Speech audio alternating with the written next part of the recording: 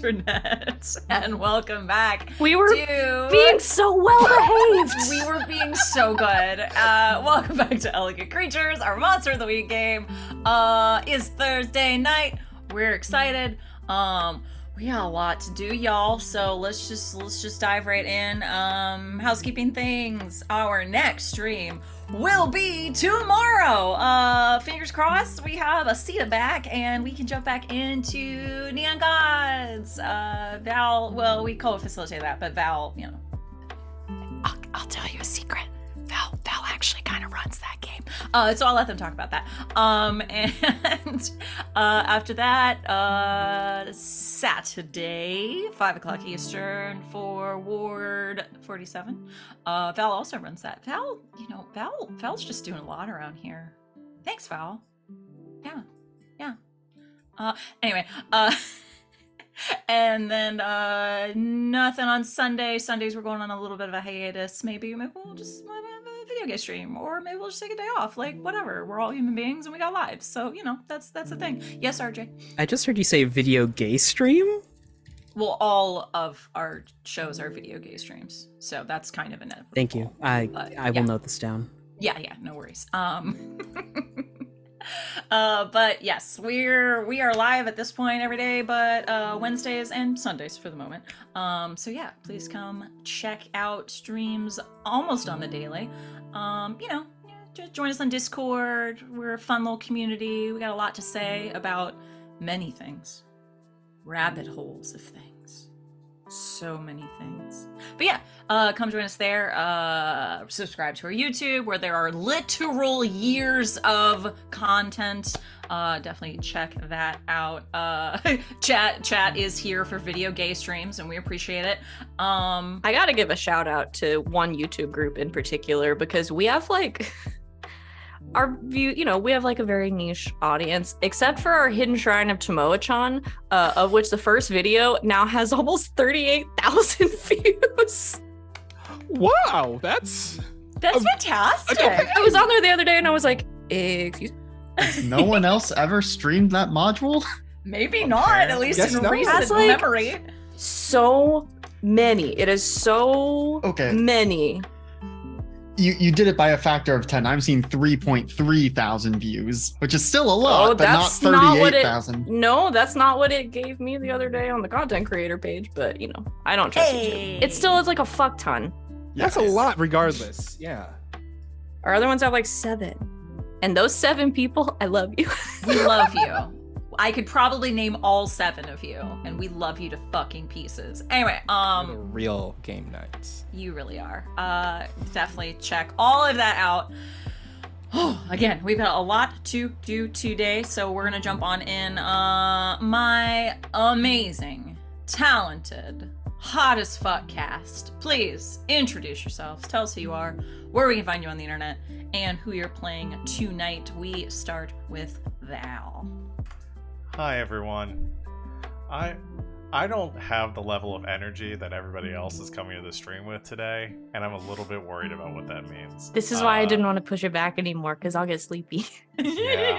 Jeez, Savannah has come in from work just like gassed up and ready to go, and I finished a really good book today at like 4:30. We're not going to talk about that anymore. We talked about for 20 minutes. Do you guys want to hear about the book I read? No, I'm Val. You can find me at the Kraken's Crown on Twitter and Twitch. I'm here Thursdays through Mondays playing running games. As has been mentioned, I co-facilitate Neon Gods on Fridays. We should be back tomorrow. We've been off for a few weeks, but come join us. We're playing Good Society, and we're all gods, and there's romance and betrayal and all sorts of fun stuff. This is tomorrow at 9 Eastern time, and then Saturday we'll be back with Saturday Night's Ward 47. We're playing Parslings, and that one has less betrayal and less romance, but we're getting there. So I'm working on the romance part. Yeah. That's it. Tonight we'll be playing Leah, who is the Flake. Thank you, Val. Savvy's up next. I would like to use my time to thank chat for helping me bully Val. Hi, everybody. I'm Savvy. You can find me at Savvy Seaworth, mostly on Twitter, but a couple other places on the internet as well. But on Twitter, you can find my streaming schedule pinned right there to the top of my page. I am live on this channel Thursdays through Mondays, not Sundays currently because tired and real life stuff, but we'll be back at some point. Either playing games or running them. Right now I'm running one game on this channel. It is the Queer Chronicles of the Strixhaven Quartet. That is at 8 p.m. Eastern time every Monday. And just a bunch of shit is happening. Last time, everybody got asked to the masquerade by different people, and I won't spoil who, but it was very fun for me personally. And a bunch of other stuff is happening too. And then on Sunday nights, on twitch.tv/LBHack'emUp at 8:30 Eastern with Alex and Val playing Dungeons & Dragons. Tonight I am playing Juno Dalton, who is a ball of anxiety and sadness. And also the monstrous. There it is. She was pretty monstrous last time, I have to say. It was whew. Thank you, Savvy. Next up is Alex. Hello, I'm Alex. Some guy on the internet, usually here Tuesdays, Thursdays, and sometimes Sundays, but I guess not currently Sundays. If it's a Tuesday, we're either doing our Stars Without Number game, Escape Velocity, or we almost were back this past week with the Masks game I run, Squire Squad, but instead we did some Gartic Phone, which is, silly and absurd as always, so you should check that out. And then, like was said, on Sunday evenings, I'm also over on LB Hack'emup's channel, but there won't be a game this weekend because people are busy. So I guess we're all getting an extra Sabbath this week, not just Wednesdays as is usual for the GGK crew. In this game, we're stealing the Sunday Sabbath. Yeah. In this game, I am playing Max Dalton, who is the dad, who is the dying dad, but the playbook is the action scientist. Thank you, Alex. RJ. Hello. If we were a rock band, we would be taking back Sunday with this new schedule. Hey, I'm RJ. And you can catch me multiple places on the internet, specifically here on Thursdays and Saturdays. We'll talk about that in a hot second. Mondays and Sundays over at the Indoor Adventures. Mondays, we are continuing our Talk Like a Pirate Day one-shot because, of course, the nature of one-shots is to get everything done in the last few seconds of said one-shot. I play a Warforged there, and their name is Sawbones, and they talk like Baymax. It's great as a pirate. Sundays for our Wild Beyond the Witchlight, we are entering the Palace of Heart's Desire, which is endgame, baby. I'm not ready for this to end, as most things. Sunday mornings over the Hype Goblins for a D&D 5e campaign, which is homebrewed, and finally back here for Saturday, where the character is raised by wolves. His name's you. He does crime. That's about it. Today I'm playing Gus, who can't do this anymore. He's the chosen to be in trouble. And as part of being the chosen, he has to keep doing this because he can't die. Sorry. He already died once and then undied. Yep, that didn't work. Damn. You only got one shot at dying. Them's the rules. Damn, he couldn't even die right. Fuck. Damn. Damn. Gus. Get your life together, man. I know a certain. I mean, he did. Uh-oh, you put the ukulele away. We're in trouble. No. No, I was just gonna say, I think Gus and Queenie would really hit it off for not being able to die right. Yeah, we should get them together. Oh, Queenie. Last but not least, Wally. Sup, y'all? It's me, Wally, your favorite non-binary slime best friend on the internet. You can find me at WALLE132, like the cute little Disney robot, where I'm talking about all the stuff that I do and yelling about stuff that's on my brain. Like wrestling. Where can And you being find me? nominated for an award. Yeah, I got nominated for a New Jersey Web Festival Award. The award show is this weekend. Will I win? Will I find? Will I won't Yes. win? I don't know. Find out next time on Shall. Dragon Ball Z. Also, speaking of Dragon Ball Z, you can find me every Monday over at Noria's channel playing some Final Fantasy Tactics War of Lions, where we legit had a straight up anime moment where a character dealt with their life struggles, and because of their life struggles, they summoned Ifrit. So, yeah, that's the reason why you should be watching this show. Oh, and another thing, I helped a character get through some other life struggles, causing them to evolve into a half-dragon hybrid creature. So, yeah, this is why you should be checking out this show. It's every Monday night at 8 p.m. It's good stuff. Then you can find me this week. It is Magic Week, because this week Black Gold Mage Strix U episode 3 is going to be happening. Oh boy, stuff happens in that episode. If you thought last time it was an emotional episode, this one stuff happens. So highly suggest you check this one out. And then I'm back here every Thursdays, and that's where you can find me. I play Sandy, who blew himself up to end the situation, and it ended the situation. It caused other situations to erupt from it, but he's resting. Sandy's resting. Yeah. And his playbook. Oh, his playbook is the Crooked. Just like all of his bones right now. Yep. What? Sorry. I had to. Sorry. There was a crooked man who owned a crooked bar. And I will be just walking away from that one. Sorry. I'll be your facilitator this evening. I'm Christina Sid. Yeah, F's in the chat, y'all. You can find me on the Twitters, the Greek Sid, talking about TTRPG shenanigans and, shit posting generally. Yeah, I'm here Thursdays through Mondays. I run this game. That term is used, as always, very loosely. But yeah, otherwise you can find me playing lots of fun stuff, including card games and playing a cat on Mondays. It's all good fun. Are we ready to jump in, friends? Okay. I will remind our chat, our viewers, as well as they are aware, but we do utilize safety tools within this game, as we do on all of our games here on game nights. So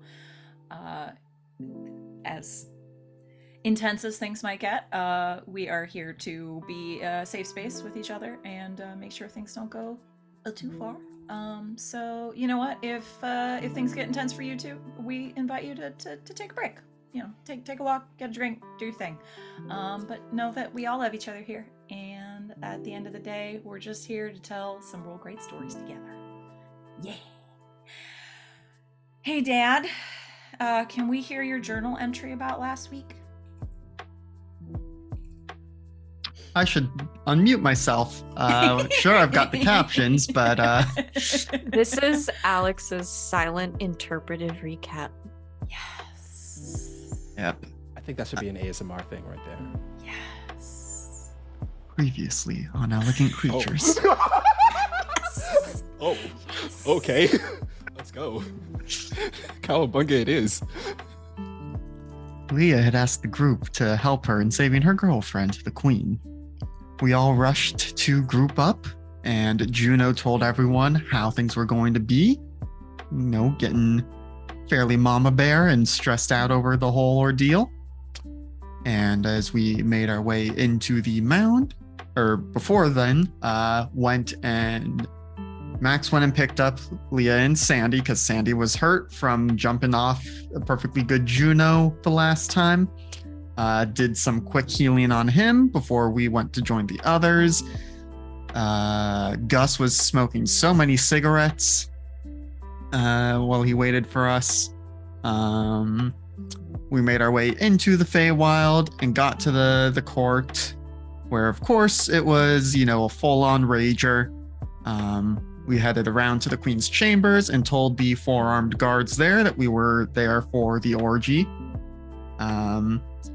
for the queen's quarter birthday. And the guards got suitably worried that they had forgotten about that and panicking about getting her a last minute gift that they let us through.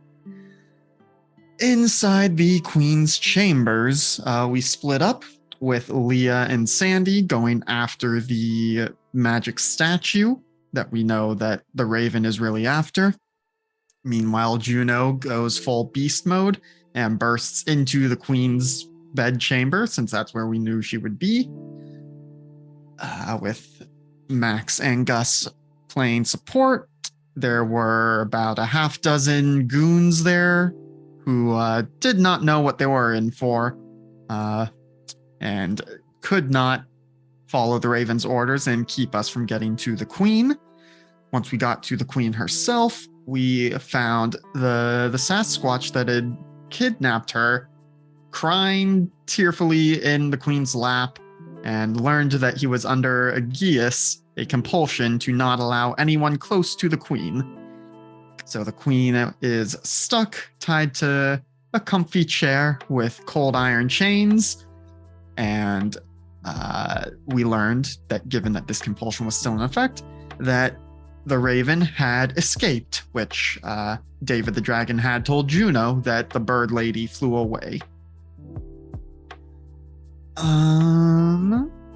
When we went to question the goons about where to find the Raven, Sandy pulled one into a different chamber and called upon his mother, who took over the goon's body and started laying shit out about what was going on, what she wants, how really the Raven is reporting to her. And at this point, Sandy did have the magic statue and knew that it was warded to hell, and that his skeleton key could unlock it, but would trigger the wards. And as the mother of all monsters was starting to maybe perhaps convince Sandy to turn the thing over in exchange for revealing where the Raven's whereabouts were, we were trying to remember the exact sequence of events. Leah suggested that one of us go get the item, get Sandy, and so Max started to go in. And it was at that point, and feel free to fill in additional details as necessary later. At that point, Sandy decided there was no way in hell that he was going to turn this over to their mom, and so triggered the wards, blowing himself the fuck up, blowing Max the fuck up, and just causing a whole kerfuffle. Juno, of course, did not take her new boyfriend, and father-in-law getting blown up very well. Yelled at the queen to shut the fuck up. Yelled at Leah to help keep Max's organs inside his body, and went to check on Sandy, who confessed his feelings to her as he lay dying in her arms, maybe. And then he passed out, so Gus took him and teleported away to Sandy's bar. Juno came back and had a disagreement with Leah about her priorities and how they had perhaps maybe led us to this situation.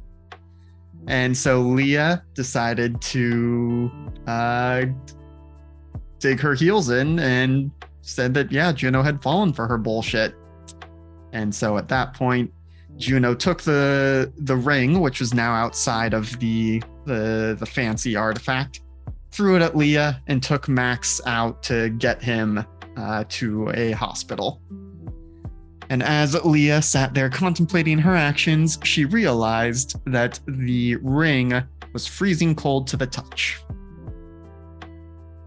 And y'all are welcome to add in, to editorialize at this point. I think that's the important stuff. Yeah, it's very succinct. Spot on. I would just, the only thing I would like to add is that I am also extremely injured. Yeah. Yes.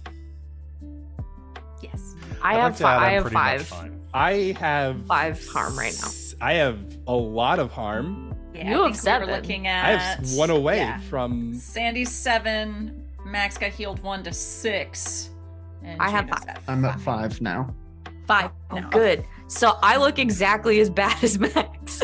But you're conscious. Yeah. Yeah. You got that werewolf adrenaline running through you at least. Bleeding is supposed to be internal, right?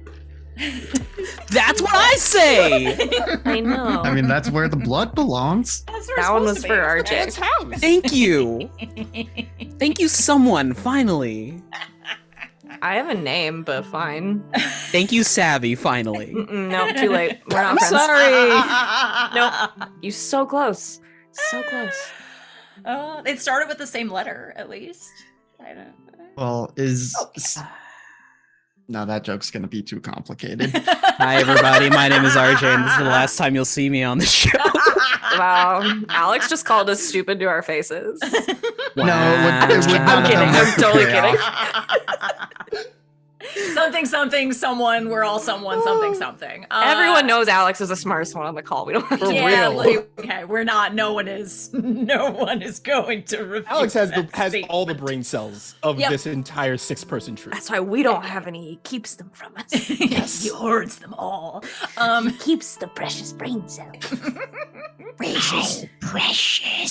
Alex just goes from group to group like General God, how Grievous. good you were at that. Oh, wow. I kind of agree with Val. This is some really weird energy. We've got an energy tonight, pal. Are we still really. streaming?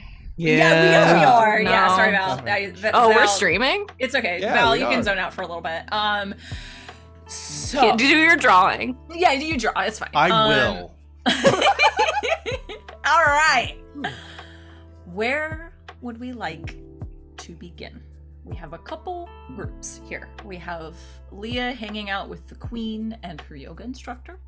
We have Juno scooping up Max and running for aid. We have Gus and Sandy teleported to Sandy's club. Where would we like to begin? Does anyone have a preference? An idea? I mean, I know what Juno is gonna do. I know what I'm doing, so. Yeah, lying there. Wow. Sure, let's fix that Useless. problem so that we don't have Wally lying on table the entire night. Yeah, sure. Would you like to begin Yeah, that yeah, process then, sure. Gus? Yeah. Let's do it. Okay. We need just slightly more stressful music. Only slightly. Fun fact, while we're getting music sorted, I listened to a song called 1,000 Times Flamenco to get into the character for Gus. Excellent.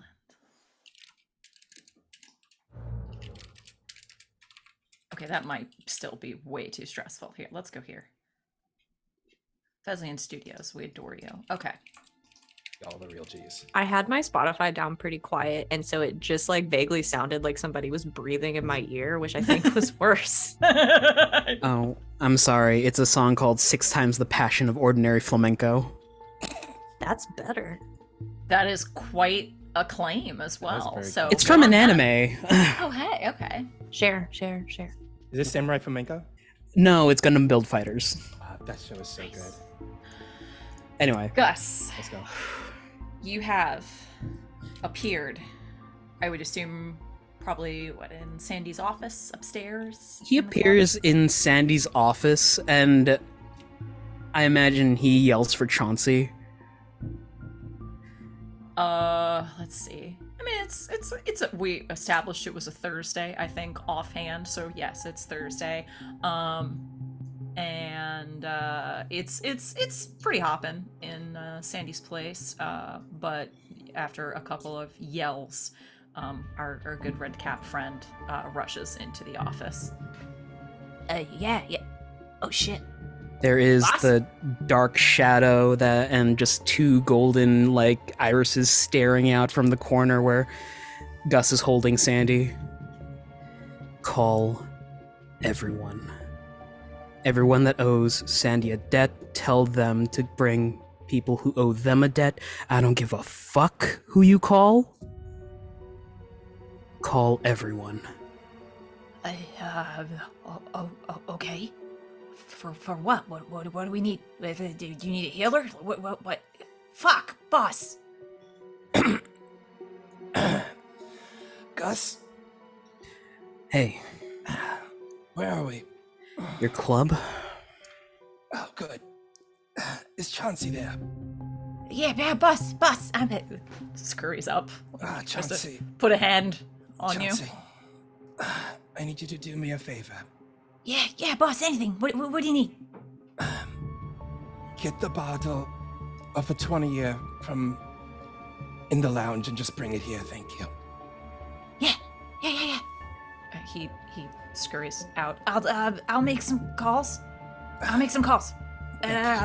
be. Shit. He rushes out, looking a little frazzled. Oh, this really hurts, Gus. Hurts a lot. Gus is just gonna gingerly walk over to like a lounge couch that Sandy probably has in his office. He has a fainting sofa. Sandy's a Victorian classic. fainting sofa. All right. It doesn't look that bad. Don't lie to me. No, I've legitimately seen worse, and he'll put him down. That was a gamble I took there. Didn't think she'd show up. Who? My mother. I was going to threaten that individual using my mother's name, but she took it as an opportunity to have a nice little face-to-face talk with me. What did your mother want? She wanted the ring, Gus. I don't know why, but she said it was very important for whatever she wants to do. Gus has his phone out, texting in the group chat. Mother of Monsters wants the ring. Hits send. Hey, Sandy, listen. You need to rest, all right? We're gonna patch you up. Thank you, Gus. Not to speed you up by any means, but I will remind you that Sandy is at 7 harm Yep. and is currently bleeding out. Yep, first aid. I don't need to make a roll for that, right? I can just You go do through the not. office and grab anything clean. Like, I would say, like, in Sandy's office, there is, like, when you open up a drawer, you find, like, a first aid kit made just for situations like that. Like, you open it up, you see there is disinfectant, there is everything to heal up, like, gravest injuries caused by pure violence. And it's all in there ready to go. Like, he has done this. He's been in this situation before. Gus goes to his back pocket, shoves a flask in Sandy's hands. Thank you. And he starts drinking from it. Yeah, don't thank me yet. This next bit's gonna suck for you. Yeah, I figured as much. You know, in any capacity, I would have bought you dinner first before I said this, but I need you to take your shirt off. You don't have to ask him to do that. And he takes off the shirt. I would say, Gus, you probably have to assist him with this, given that the shirt is probably torn. Yeah. So, but yeah, you quickly utilize what you have at your disposal within Sandy's office, and Sandy, you can go ahead and heal 1. So Okay. you are at 6. You are still unstable and still bleeding out. So if we do not get any more extensive healing done soon, you will continue to take harm. You know, it's very funny. What? There was a brief moment during all of that. I honestly considered giving her the ring for that information. But you didn't. No, I didn't. I didn't at all. Must be going soft in my old age.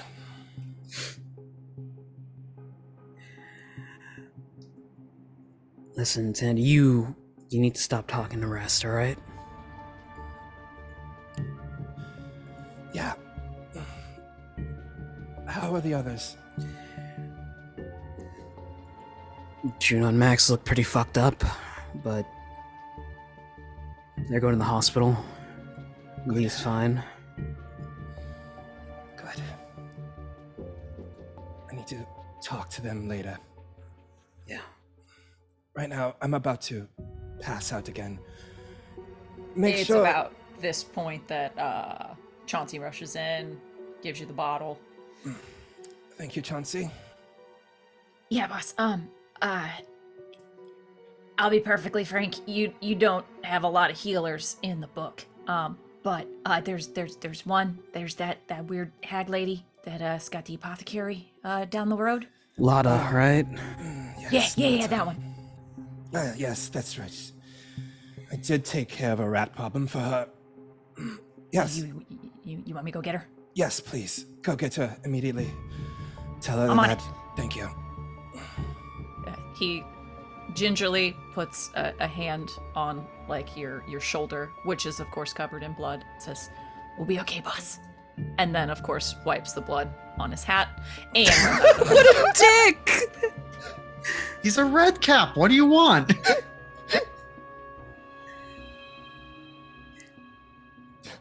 Oh boy. So, thank you, Chauncey. I'm gonna pass out now, Gus. Hey, if you die here, I'm coming to hell for you, and then I'm gonna kick your ass. I'll hold you to that. And he passes out.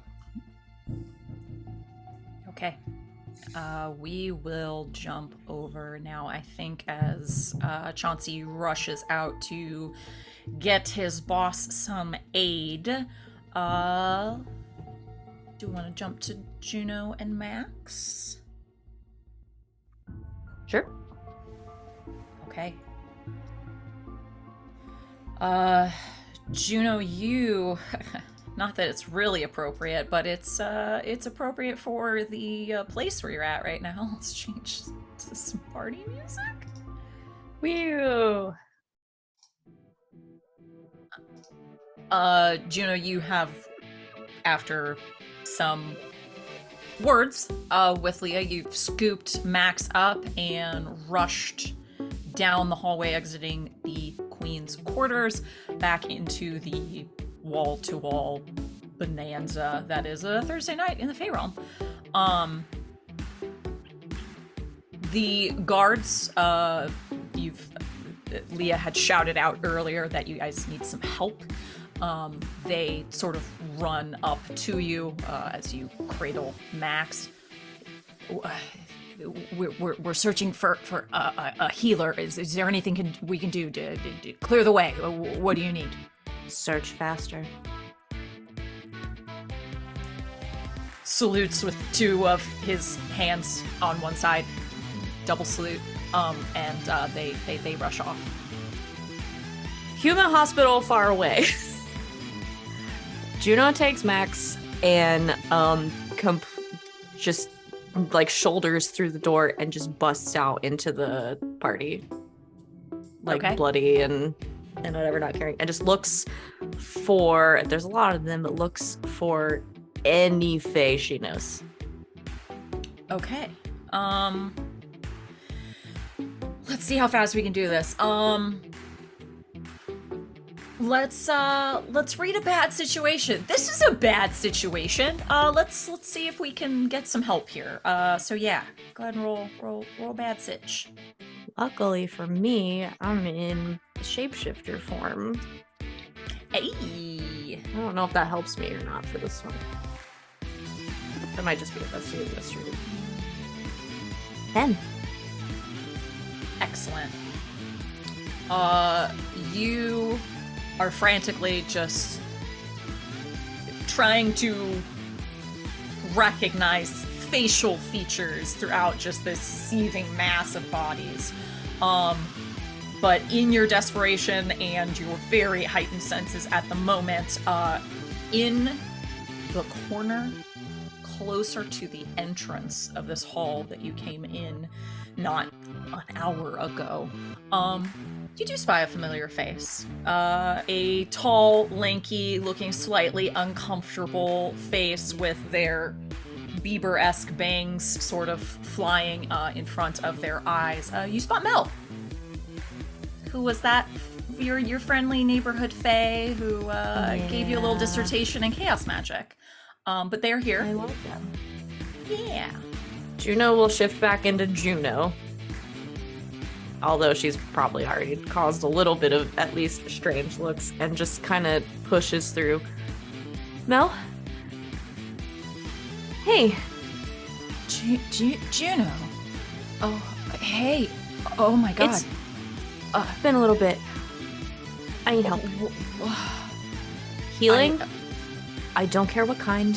I don't care where it comes from. I don't care what I have to pay for it. Yeah. Come back to the apartment. There's at least one or two folks that should be able to help a little. I just need him stable. What about Like, looks at like a huge gash in your side. what about you two? Worry about that okay. later. Okay. Yeah. Come on. You remember the way. Yeah, let's go. And with an efficiency and an air of authority that you haven't quite seen within them before, I just gave an introvert an excuse to leave a party. You absolutely did. In fact, that really may be a very large contributing factor. I would here. like to say I've already saved someone from certain death or worse. We'll talk about it at the end. They just sort of like shoulder through that entrance door, veer to the right toward a somewhat familiar hallway, down toward like the almost dormitory-like situation where a lot of the younger Fae stay. And you come to a familiar-looking, sort of nice but, Spartan apartment. There are maybe one or two Fae, it looks like, hanging out in the main, seating area. But they all look up looking very confused and concerned. Hey y'all. They need some help. I need a healer. Or a potion or a spell or something. I can't do that kind of magic. Okay. One of the Fae that's in there that doesn't quite look familiar. Very petite, small, probably not more than 4 feet tall. But looks like she was Juno's towering over her. Yeah.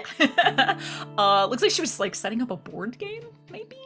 But as soon as she sees carrying a max, she quickly just like brushes everything off of like a larger like coffee table basically in the main seating area and sort of directs you to kind of lay him down. Just stabilize something. I can't fix this. Okay. I don't know how much I can do. But I can try to do a little bit. Can you just buy me some time? Yeah. I'll pay you. I'll owe you. Sort of looks to Mel. Mel just sort of nods. It's okay. Don't worry about it. I might need your help, both of your help. Sort of turning to Mel again. This might take a lot. Okay. Sort of directs you all to sit like around Max here on the table. Asks you all to hold hands. Pulls out like some components, herbs, like a crystal, a couple other things out of their pocket. Grabs a candle, an unlit candle that they had just knocked off the table very dramatically, picks it up again, tries to light it, and gets ready to do some big magic. I don't roll in this game, so I will ask y'all to do so. We're doing some big magic. You have someone, this individual who I have not named yet. What's her name? You Quinn. are Quinn. Oh, Love Quinn it. is cute. Dr. Quinn, Medicine Fae. I was thinking Quinn from Daria, but let's go off with that. Yeah. That's good. Good Um, Quinns.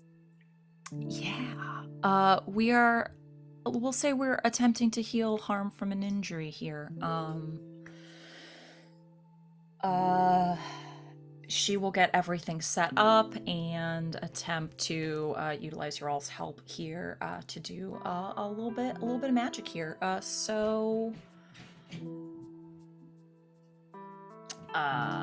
Juno, I will ask you to roll weird here as this roll. Oh, do you mean my best stat? Yes, and if it Save is my dad. to try and save your papa. It's my dad.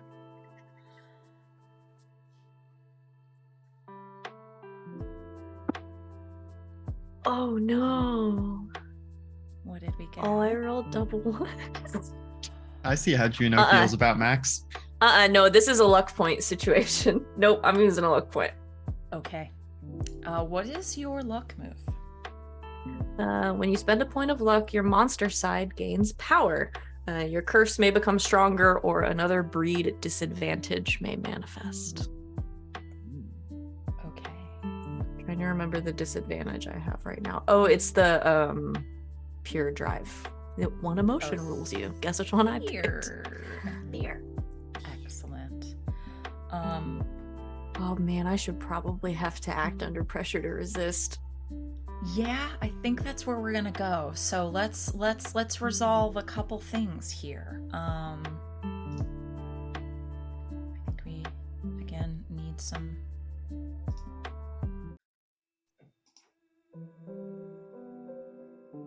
Nope.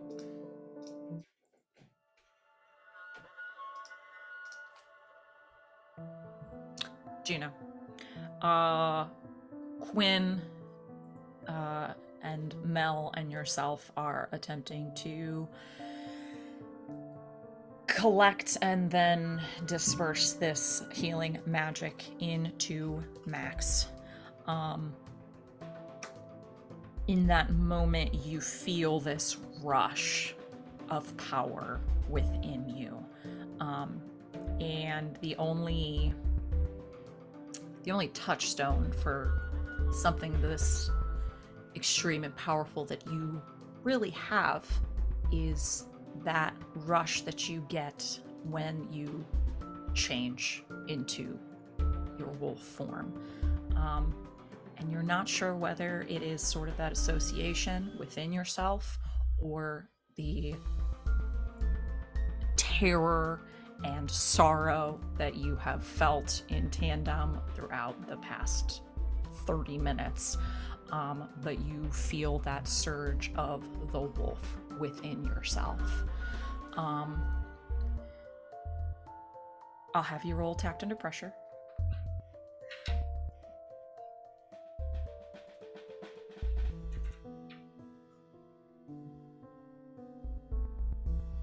-1. 7. 7. Okay. You know, no cool. Minus cool. All right, I'm gonna give you a worse outcome, a hard choice, or a price to pay. Juno, you are about to wolf out. Even in your exhaustion and the harm that you have taken throughout this ordeal, you can let this happen, potentially take some harm yourself in this very violent transformation while you are injured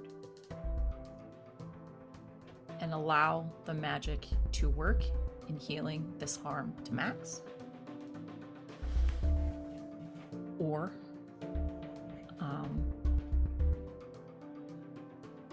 without your support in this moment, the magic will fail.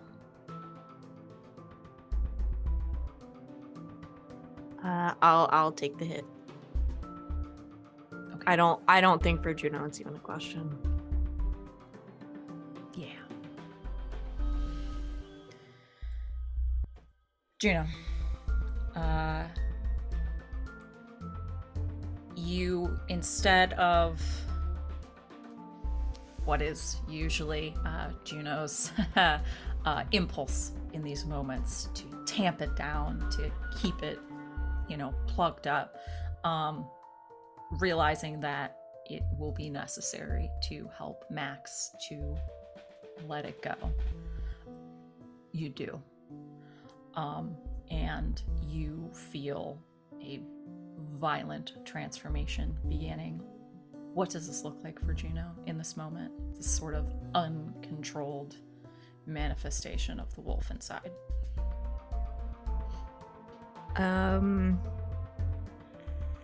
I think Juno's eyes are already kind of this like light, like gray color.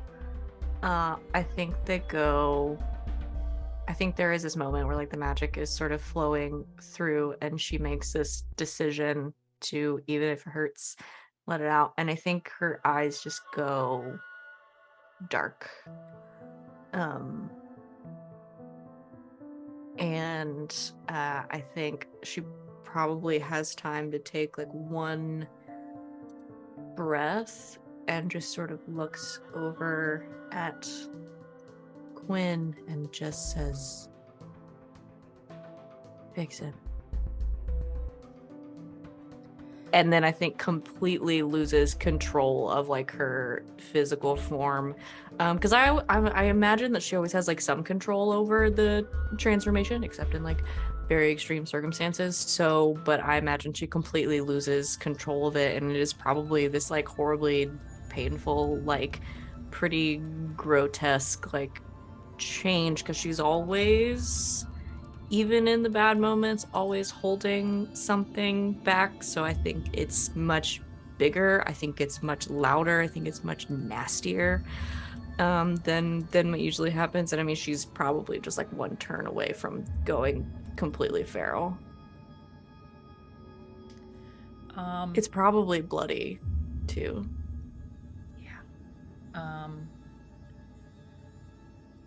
Mel is just sort of staring at Juno with like horror on their face, but in that moment, Now, we're never gonna date now.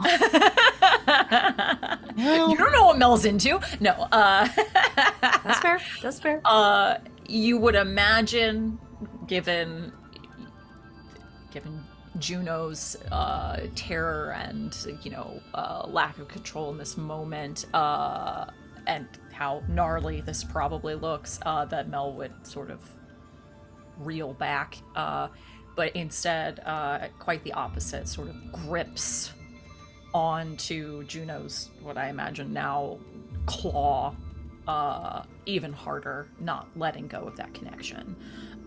Quinn is just in her moment, just trying to facilitate this, make this happen.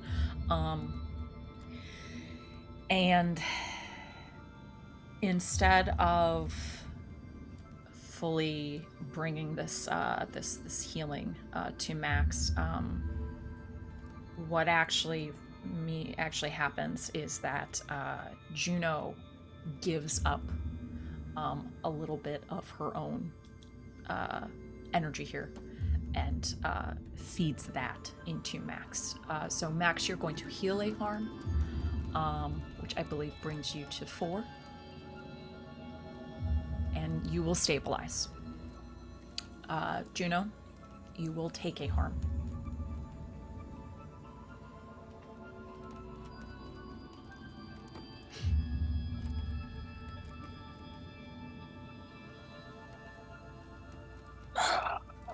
Oh, that's a rib and a lung or two. Oh, what? What? What's going on? Hi. Hello. Human person. We're all human here. Hi. Hi. It's okay, I know. You're probably not human. Oh, thank God. Okay.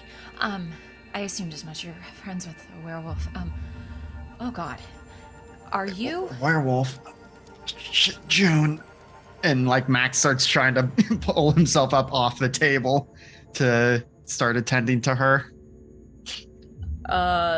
Quinn has sort of dropped hands at now that this has sort of come to fruition, and is sort of trying to aid Max in sitting up. Mel has sort of just gripped Juno's claw here and is not letting go, just sort of looking at her. Hey. You okay?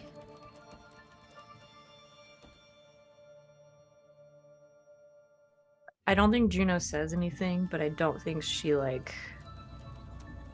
doesn't move, I don't think, or show any like violent tendencies, because I think she's like really hurt at this point. So I think it's just kind of like almost like doubled over where she was sitting on the ground. It's just like this huge breaths. Like basically I think she's trying to hang on to the adrenaline and stay conscious. Okay. We gotta get her some help. Hey, big guy, Max. what do you, Max? Hey, I'm Mel. I think I remember seeing you at the farm thing. Hi. Sure, yeah. What do you need? I don't know if we have anybody else that can help here. Oh gosh. And I think Max will start feeling around for his bag of stuff. Okay. Now this stuff that I have, and like starts pulling out, like pulls out the like adrenaline defibrillator combo, looks and is like, that's not gonna do it, and starts digging even more. It's like, okay, normally I do mostly tech with a little bit of magic. I think we're gonna need some extra magic with this. Juno, can you talk to me? What hurts the most? I don't think she says anything. But I think she looks up and is looking at Max, and I think eyes at this point are just like completely black. Just have like, completely like colored over. But probably I think sort of like motions to the huge gash in her side that's like, it looks probably less bad now that there's fur covering it, but there's a lot of blood there. I think that was probably made worse by the magic. We all know blood magic's really powerful. Okay, gonna need the gorilla glue. Okay. And like goes in and finds super industrial strength adhesive. Okay. Gonna need a little bit of help cleaning up the wound, and then like super juicing the glue here with healing properties, whatever you've got. Okay. Mel like gives Juno's paw a squeeze, lets go gently, calmly and slowly takes a step back, and then another step back, and then very speedily seems to run toward the bathroom. And Quinn will assist with whatever you need, Max. Okay. Yeah, and so I think goes over to Juno and is like, Okay. Grabs like a chair from nearby and like positions it so that she can rest her arm on it and we can get to the wound more easily. And basically just starts like very quickly hand sanitizer up his hands before getting in there, and then like tries to brush the fur away. Mel comes back with a pair of clippers and a gigantic bottle of hydrogen peroxide. Okay. Is there something in here that you don't mind if she ends up biting through? Because once we put that on, we need something in her mouth so she doesn't bite her tongue off. Looks around, finds what you can just look at this art piece, and it is that art piece that someone in like this group of friends like made at an art class, and it is terrible. It is awful. It is like Delia Dietz from Beetlejuice, like terrifying and horrible. But of course, they're still gonna like put it up in the main space because they're friends. Mm-hmm. Yeah, it has a longer point to it. It looks like so. Mel just looks around, grabs it, hands it over. It's for a good cause. Sure. You might be thanking me for this as he like briefly examines it and then offers it to Juno. Okay. This is gonna suck, but it'll suck less than not doing this. All right. Deep breaths. And on 3. 1, 2, and then goes for it. Oh, goes on 2. Nice. Yep. And I guess I am casting big magic here, but I have the thing where I can do magic with plus sharp instead of plus weird. Let's use some magic, bro. Okay. I don't know why roll always defaults to not showing me the total. Why do I have to do that math? What the hell? Why am I playing a game that makes me do math? Okay, that's a 9. Okay.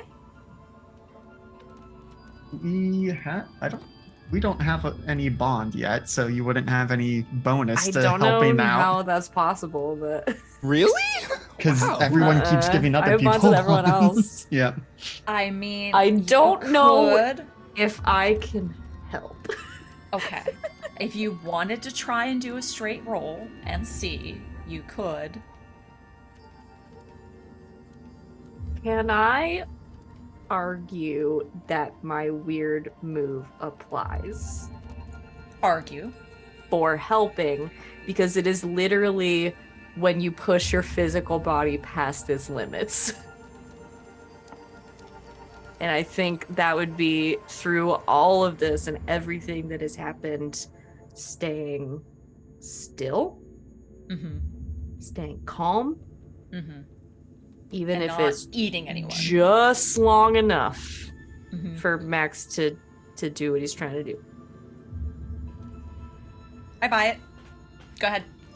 Yeah. That gives me a +3. Woo! My weird is... There's those numbers. 13! Hells to the yes. You absolutely assist in this moment. He just needed to be awake. That's what it was. 100%. Juno, even through what must be the worst burning pain. God, hydrogen peroxide. It's supposed to be better than alcohol, but it does the bubblies, and it just makes it even worse somehow. I don't know. It's because it dries out the skin. You actually shouldn't use hydrogen peroxide too much on wounds because it will dry out your skin and it can crack and make it worse. That's just a hot tip from me. Hey. So she does manage to sit still long enough for Max to do his handiwork with the assistance of Quinn and Juno inevitably biting in pain through a horrible arts and crafts project. And Juno, you can go ahead and heal 1 harm. Okay. And I think maybe as part of that, like, Max had to help, like, keep pressure on and keep Juno from thrashing around too much, and it's just like, okay, that tweaked my shoulder, and no, actually, maybe that helped tweak it back the right way. Okay. I think through everything, there's like just a little bit of a laugh. Like very pained, like the Max can probably tell it's an attempt at a laugh. Yeah. And I think like once it starts becoming clear that like things are going to be okay-ish, we'll start throwing in some puns, which, gosh, I should have prepared some ahead of time.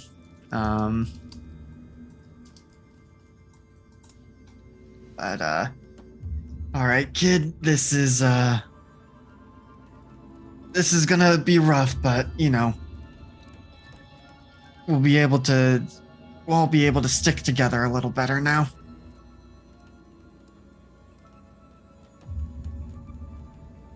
Is that a glue joke? It's a bad one, but Are you telling me a glue joke? I'm trying. I admit it's not up to my usual caliber. But That think would I have might been funny have- if I got shot. yeah, well, none of us got shot. But yeah, I think the explosion blew all my puns out of the water.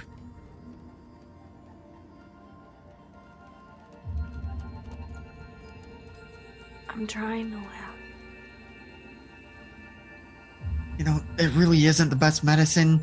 You want the good stuff for that, the stuff you need a prescription for. Yeah.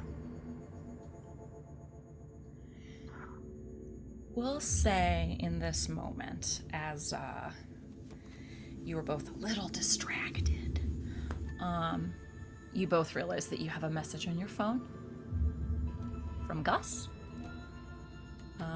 which I believe said that the mother of monsters wanted the ring.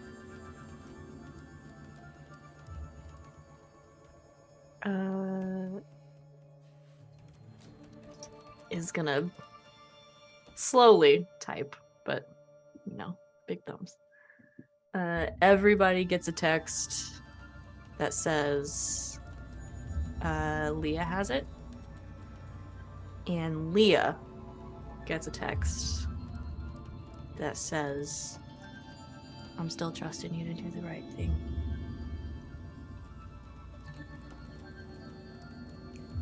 Why don't we pan over then to Leah in this moment? Leah, your gal pal is still chained in her room with her yoga instructor. It looks like he's calmed down a bit. He seems to be meditating, taking some deep breaths on the floor by her feet. She looks terrified, very concerned, and is just still sort of in shock that not only someone screamed at her to shut the fuck up, but that she was so taken aback that she actually did. Yeah. Leah, I think as soon as, like, Juno left, she stood there for a bit, like, turning the ring over in her hands, feeling how cold it is, and then turns back to the queen and the yoga instructor, which under normal circumstances, this wouldn't be out of the ordinary. Given the explosion, that sort of changes things.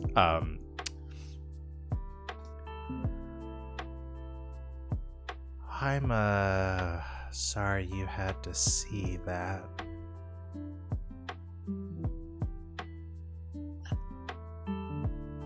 Are you okay? Both of you, are you okay? Shavasana doesn't answer. The queen just sort of opens her and closes her mouth a couple of times.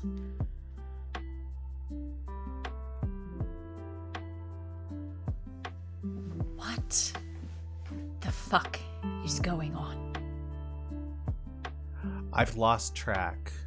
I don't know where that explosion came from, but I'm gonna assume it's something either Sandy or the other person did. I'm really sorry about the damage. I didn't know this was gonna happen when I brought them here to save you.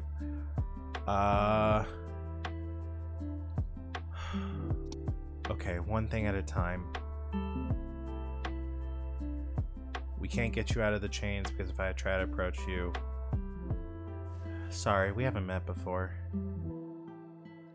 That's Shavasana. I Shavasana. think he's Oh, yoga. taking a moment to. Okay. Yes, we won't disturb him unless needed. Where We is need the to- ring? I have the ring. Yeah, right here. How did you get? Is that where the explosion came from? Yes. Yes, that would be where it came from. I'm gonna hope Sandy had a good reason for opening it.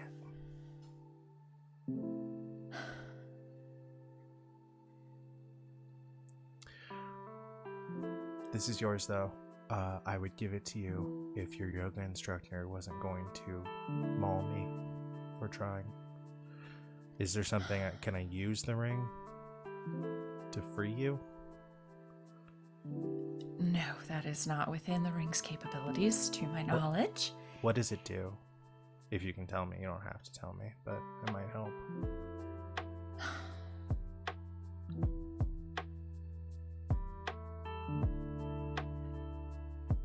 I don't know everything.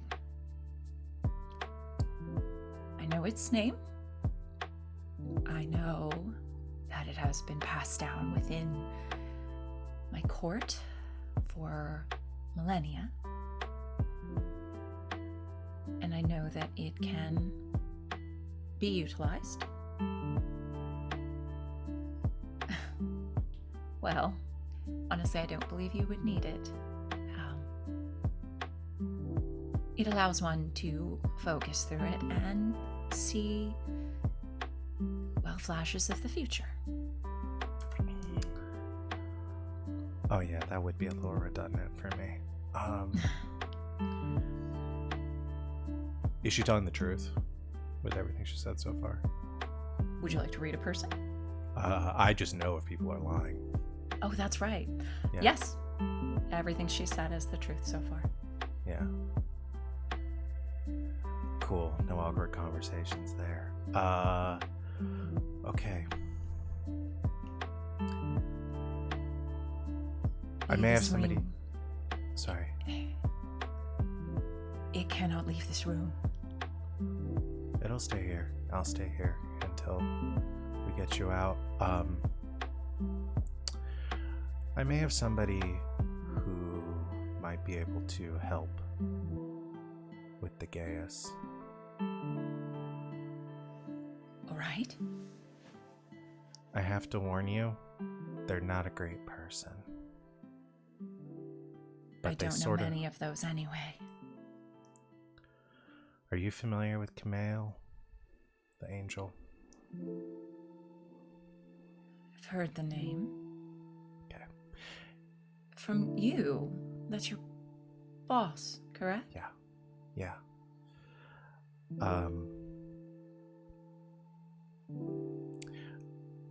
I can call him here to help. He'll usually do what I ask as long as I can give him something in return. He will not be able to come here directly. This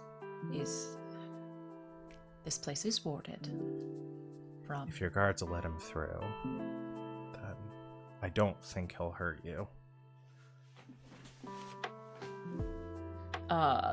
Shavasana's head jerks up at those words. It's fine. But he's powerful, and he knows powerful people, and he might have somebody or himself be able to break this Gaius and be able to free you, or at least restrain Shavasana until we can break the Gaius.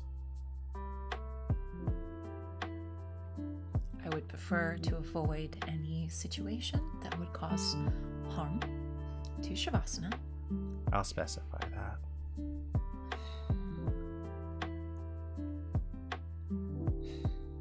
What sort of price would they require? It'll probably be mine to pay.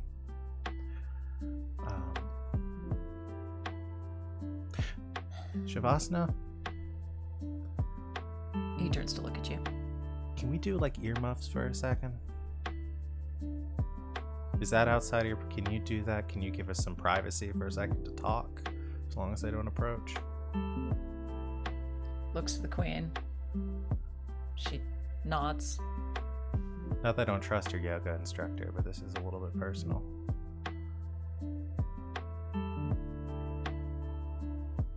Puts his fingers in his ears. Starts to hum the Beatles. In fact. Shavasana, I'm gonna hurt the queen. Okay. Good. I was gonna talk to you about the situation with Kamale. Cam is what I call him. He wants to meet you, wanted an introduction.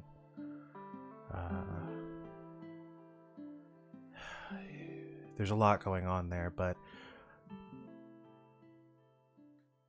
I'm just gonna tell you something that I'm not telling anybody, that I haven't really told many other people. Cam scares me a lot.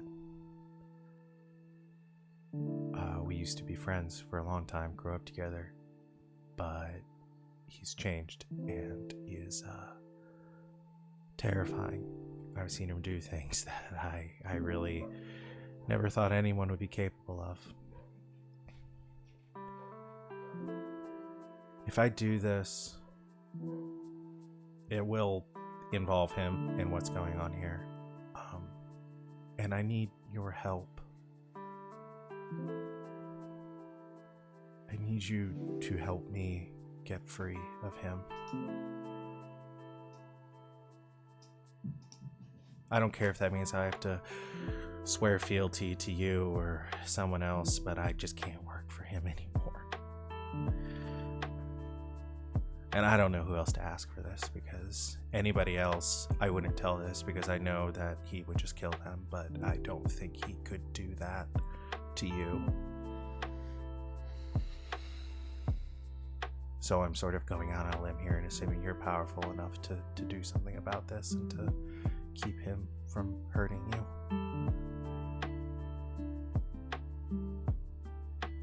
She takes a very deep breath and lets it out very slowly.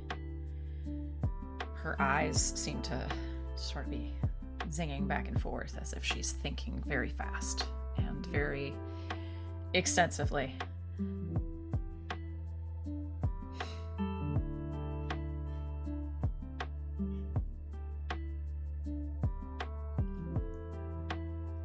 Call him here. He will have to come outside of the mound and be allowed in.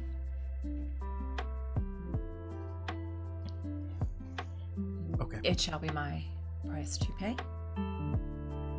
We can discuss payment once he is here.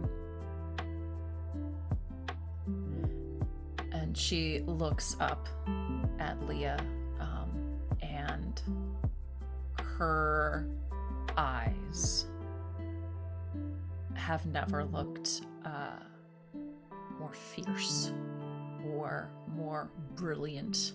They seem in and of themselves to almost be glowing a bright icy blue. And I will not allow him to harm you. Thank you.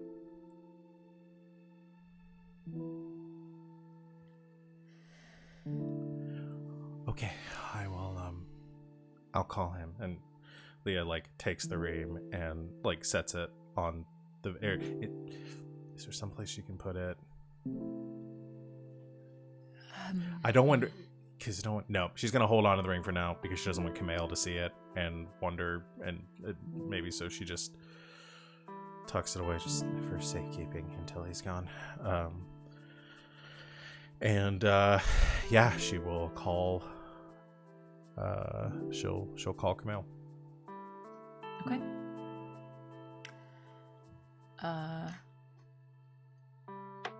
He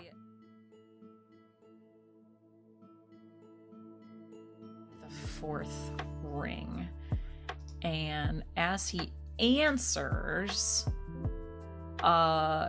you are hit with a very loud blast of music. Familiar music.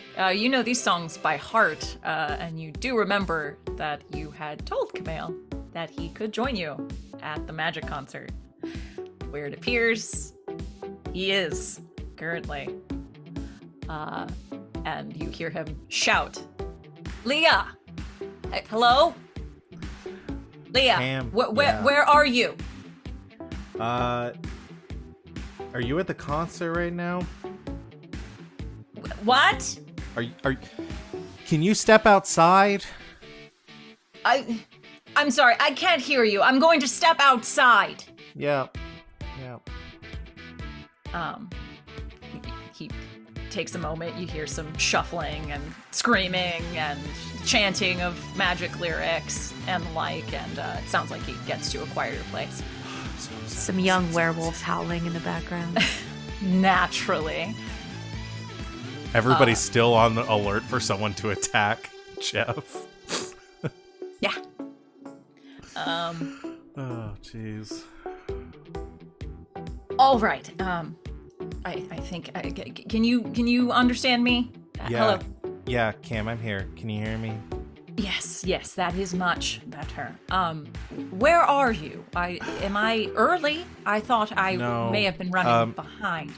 No, there was a emergency. I'm at the mound right now. The fairy mound. Why? Are you with the queen? Yeah, she was attacked. Are you all right? I'm fine. Some of the others aren't. But I think everyone will pull through. I need your help, Cam.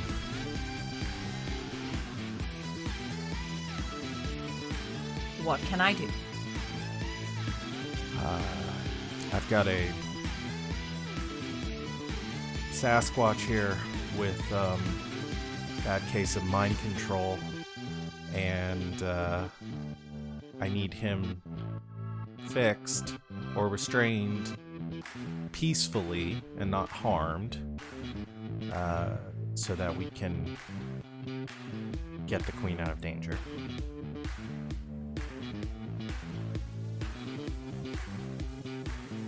He's silent for a few moments.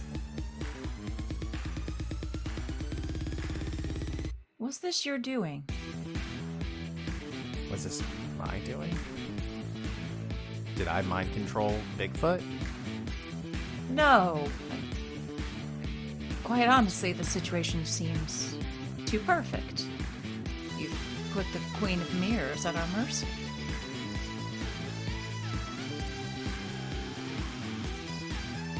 Cam, it's not like that. This is just bad timing. Or the very best of it.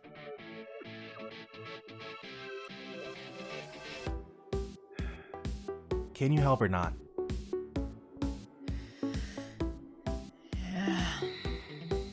I may need some assistance, but I may be able to break a gaius. Fine. Give me an hour. All right, I'll meet you outside to escort you in.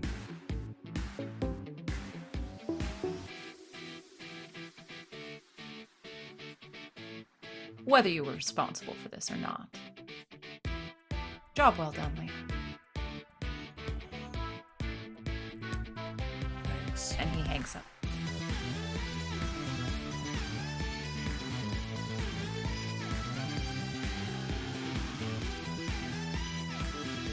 I think there are only 3 of them left that haven't been exploded or charred or just like wolfed to death.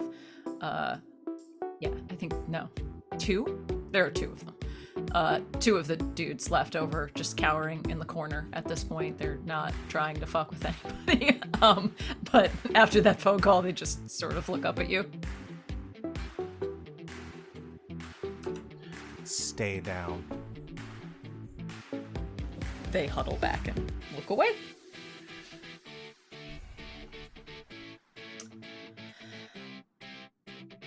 All right.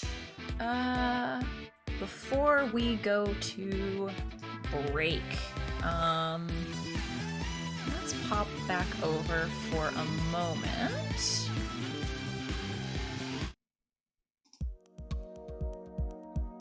To Gus and Sandy.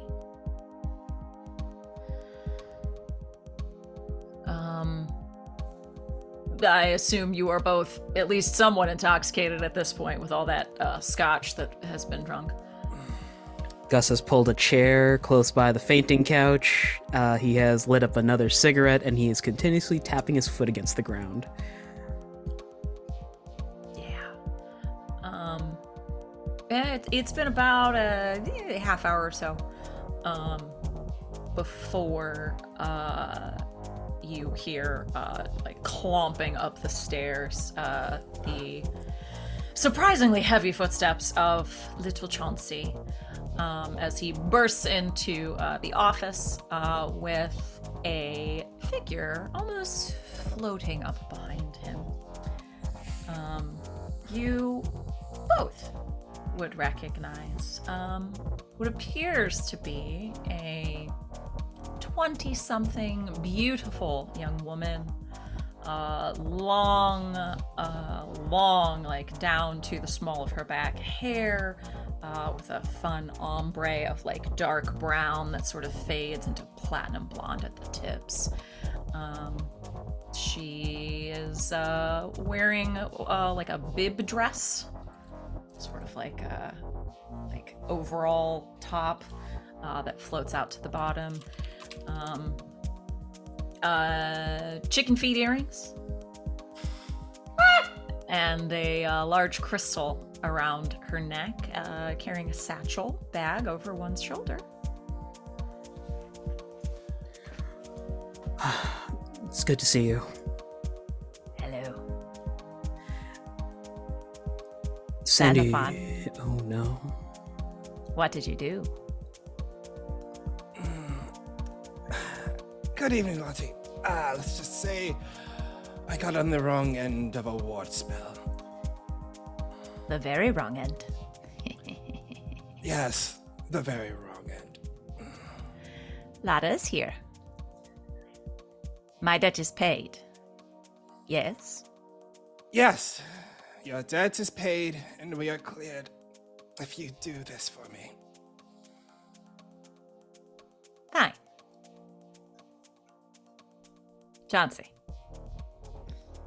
I need towels. And about a quart of chicken blood. Go. Chauncey looks between Sandy and Lada to Sandy. Go to the kitchen down in the meat cellar. We have an extra bucket just in case for situations like this. Go. Yeah, boss. Okay. He rushes back out. Lada kneels down across the fainting couch, drops her bag, starts rolling up her sleeves. And as she does, she drops her typical glamour. And her arms, as she rolls up the sleeves, seem to elongate further and further as her skin begins to gray and wrinkle. And the hands that are rolling up the sleeves begin to turn into long, exaggerated claws. As her face also begins to almost rapidly age. And before you, as you both know, the true form of the lovely Lada, the apothecary, Grey Hag, who begins to pull many accoutrements out of her bag. before anointing what looks like two halves of a glyph of tattoos across both forearms, and gets to work to hopefully bring Sandy back up to fighting weight. And that's where we'll go to break. We're getting there, friends. We're getting there. We're off Death's Door. We're like a couple steps back from Death's Door. We're It's on locked. Death's porch. Death's Door's locked. Yeah. Yeah, we're on Death's porch. There we go. Yeah, Yeah, there we we're go. on Death's we lost rabbit. Alex's internet died. Oh. Oh no. Oh no. So I told him we're going on break. Great timing. Yay! Stick around. We will find an Alex again, and we shall come back to you shortly. Take a break. Dad would usually tell us something we should do to go on break. I'm just gonna say, you Make sure your friends aren't stuck in the shadow realm. Yeah, just double check. Always a good thing. You know, check on your friends in general, making sure they're not in the shadow realm, and for other reasons. We will be back shortly. So stick around, and we'll see you soon. Emmett Wally, No, Ethan welcome back. No, Jeff Tennessee Dunham. Williams. Welcome back, everyone. Thank you for Dunham. spending time with us on our break. I will just speak louder. I think yes. We found Are we Alex. streaming? We are in fact. We found him. We found an Alex. He was in the shadow realm as we thought. But thank you for the powers that be for letting him come back. Because we had a game to play. He left. And now he's gone. Okay, well, Or thanks. did I? Thanks for hanging out with us. We're gonna no. I got cozy. I got my nighttime juice, and I'm drinking it in my Buy Flying Ready to Die mug, which you can also purchase. Oh, you can also purchase. You were born in the merch. You were No, I got born in the that. merch. I made the merch on my PC and put it on Seamless. Wow, way to break my back on this merch sell, guys. I guess I gotta go purchase this mug. I'm still stuck on the fact that Sid drug out the word cozy a little too long, and I just was so afraid that she was going to say COVID. Just on break. Just I was ran out so into the I street got and so mainlined it. stressed. I was like, I thought I missed something. She was like, and I got cozy. And I was like, you didn't get COVID. How did you get COVID? How did you get COVID? Like within 10 minutes? No. Mugs, tank tops, stickers. And none of them have COVID. And none of them have COVID. That's a guarantee. I can't even guarantee that things don't have COVID because that's just the world we live in. That's But just the world we are. still, just in. buy our merch. Buy our merch. It helps out the channel, and we can buy like really cool like artwork and things like that to improve your enjoyment of our streams. And if you buy our shit, it encourages us to make new shit, Mhm. better shit, Yeah. more shit. Fun shit. It's a vicious cycle, Shit. but a happy one. We're gonna jump back in. We're all, I think, attempting to heal, either physically or, emotionally. Who would like to jump back in first? I'll give you the choice. Would we Well, like RJ, to? I was gonna say RJ went first last time, so if you don't want to, you don't have to, but you're welcome to. I'll go first again. You want to go first again? Yeah. You want to go back to the Mutter Witch? Yes, of course. I stole that voice from Savvy from the Sunday one chat. I had to. And yes, I gave her a Constantine tattoo. But the fun part, as RJ Reveal yourself to me. earlier, it isn't a pentagram in the middle. When she puts them together, it's a chicken skull. I love her so much. And I created her this afternoon. Lada gets to work.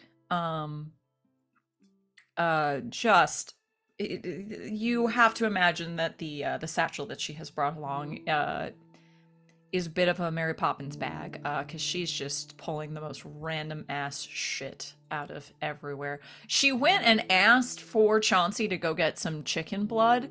She pulls out a live chicken from her bag, which begins to cluck. She immediately snaps its neck and puts it off to the side. She reaches in, she pulls out a bleeding goat and then goes, "No, not today," and puts it back in. And yeah, she gets to work. I will again, I can't roll. So, I gotcha. Gus, I will have you roll to assist in this big magic. It's a good Sorry, thing. chat just said hot. G. We are learning some things about G today. Yeah. There's some things about chat today, I think. Learn some things. Yeah, like cool is +2, so that is 10 on the dot. 10 on the dot. We do what we set out to do, friends. And I'm assuming your effect is to observe another place and time, yeah? No, it's to heal. Okay, so through Summon a this- creature? Yeah, I summon a unicorn so that they can heal Sandy. Oh, perfect. Okay. So yeah. I love the idea. She goes through this entire process. She begins to chant. She takes the blood from the chicken and starts to wipe it in various places in different sigils across Sandy's face and arms. Yeet! And then eventually does sort of come forward, her arms out almost in like a supplication, connecting the two pieces of her tattoos across her forearms. And Sandy, you feel a warmth begin in your chest, which begins to build and build and build until it is almost painful. And then it, within the breath of a heartbeat, seems to pulse out across your entire body. And you heal 1 harm. Oh boy.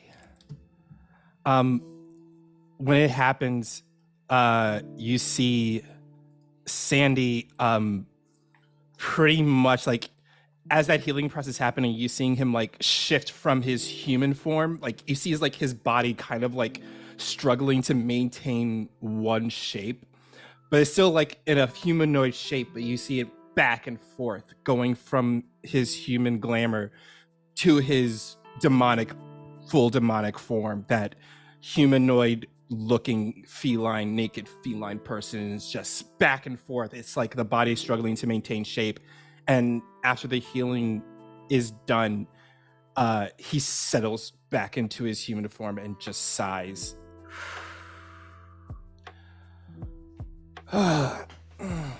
Oh, goodness.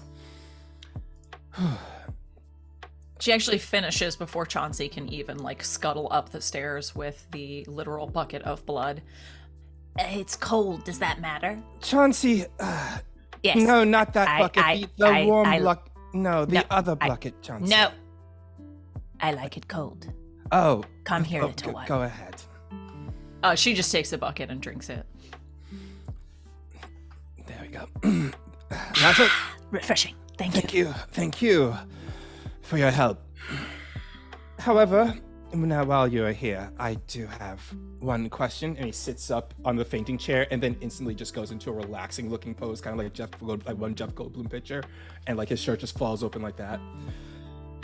Lotta, what Yes. do you know about a certain ring? And I mean a certain ring that the Queen of the Court would have in her possession. The Queen of the Mirrors is Mhm. exorbitantly rich. I would assume she has several rings No, of several types. I don't mean a ring used for jewelry. I mean, a ring that could be worn as jewelry, but one that could attract people who desire power. One that she would keep in a warded box that has a very certain cold touch to it. She just sort of stares at you and then looks over to Gus. Did he hit his head as well? I think the blast might have did a bit more damage than we thought. Thank you, Lotta. What do I owe you? Nothing. Except my debt being wiped. It's been wiped, so go ahead. You still bringing the girls over on Friday? Of course. I'll have your booth Ladies' waiting. night. Thank you. No, thank you. She scoops all of her accoutrements back up. And as she does, her glamour of the beautiful 20-something hippie woman comes back into place.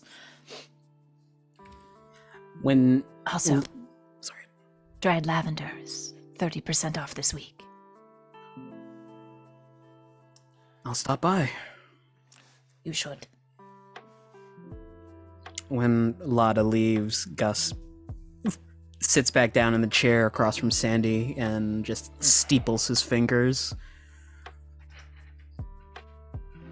Well, I'd say you look like hell, but No, you can say it. Go ahead. I look like hell. Looks like I fell off the back of a wolf running at 70 miles per hour with several layers of road rash. Then afterwards, I found a bomb, used it to explode myself to give my mother the biggest fuck you I could ever give her. I mean, if you were walking through the door, I would have said, look what the cat dragged in, but that works too. He just throws his glass at him.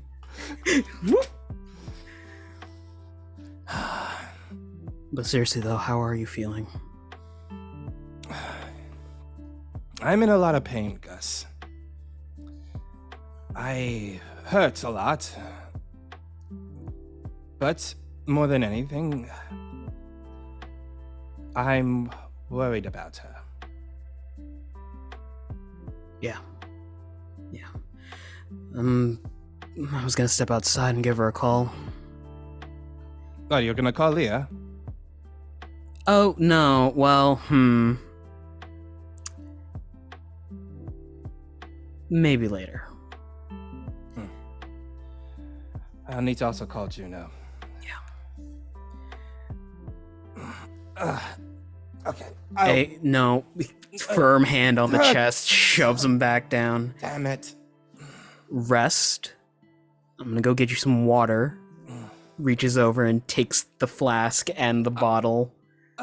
Rude. You're not supposed to be drinking when you're hurt. Fine.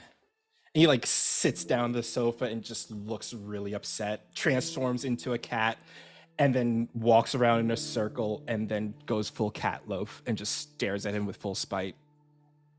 As Gus is leaving, he puts down the flask on a table nearby and then just closes the door behind him. You already as instantly Gus- hear someone moving inside the office as soon as he closed the door. Oh, Chauncey was just slowly taking his hand out of the bucket of blood, putting it to the top of his head again. Do you need anything, boss? Chauncey, get the flask for me, please. Right, boss. Thank you. Brings it over. And he looks at Chauncey, looks at him. Open it up, please. Thank you. Pour a little bit on the surface of the sofa. That's mulberry silk, boss. Fuck. Get my dish, please. The good dish, the good water dish, please. Goes over to the desk, pulls a drawer out, gets the little dish with the embossed S on it. It has tiny little cat feet so it can prop itself Yes, up. it does. Puts it down, pours Thank the you. flask. He looks at it, takes his paw, goes. Oh, I thought you were just gonna knock it off the fucking cat. And knocks it down. Pick it up, Chauncey. No, he just goes about lapping it up like a cat would. Gus pulls out his phone. He's gonna dial Juno. I think his hand is shaking the entire time. Let's jump over there, shall we? Max, Juno, you are still in the young Fae's dormitory apartment. As they are still trying to assist you in patching each other up. And Juno, you get a phone call. It's Gus. Can I answer that? Should I get it for you? No, I got it. Am I still wolfed? You are, in fact, still a wolf. Yes. Oh, that's fine. Just pulls out the phone and is like, can you press it? Siri, answer the call. I haven't. And can you just press the green button? Okay. You're on the air, Gus. Takes it off speaker. Hello? Was that Max? Yeah. Hmm. He's stable. Yeah, Sandy too. Good.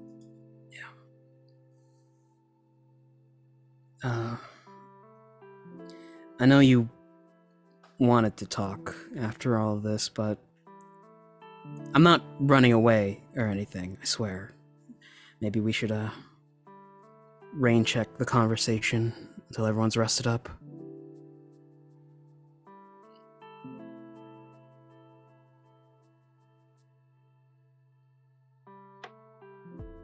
I need to find Zara.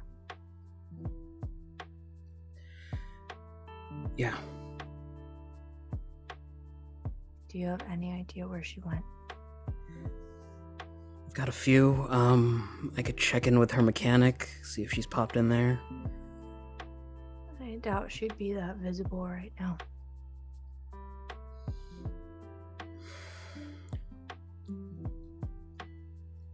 We'll find her again.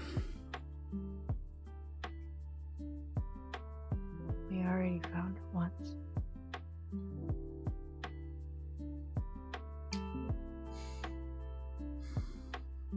Yeah. Listen, I know neither of us have the energy to have this conversation right now.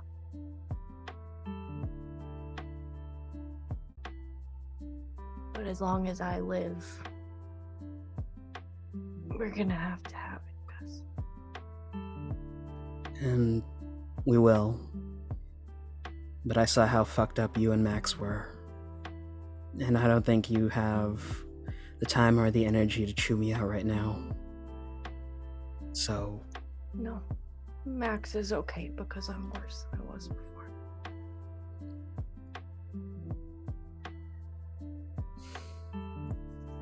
Listen, anytime, shoot me a call, shoot me a text, find me at my bar. We'll hash things out then.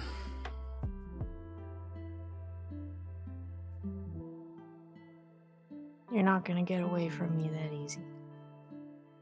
Get away from you? Who could ever do that?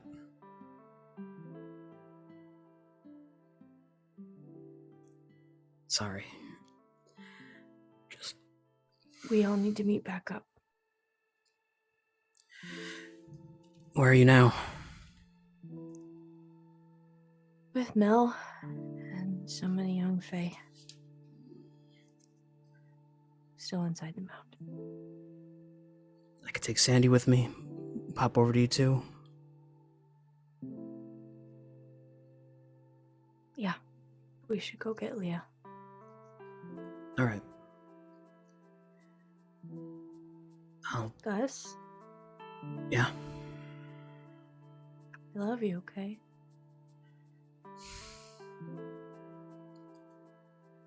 I know. I love you too, June. I'll see you soon.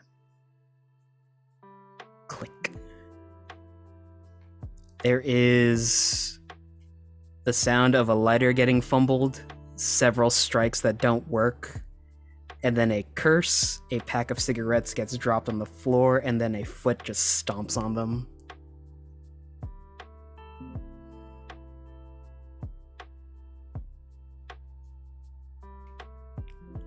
Anything else from Gus? Okay. Juno, Max? Anything else in the moment?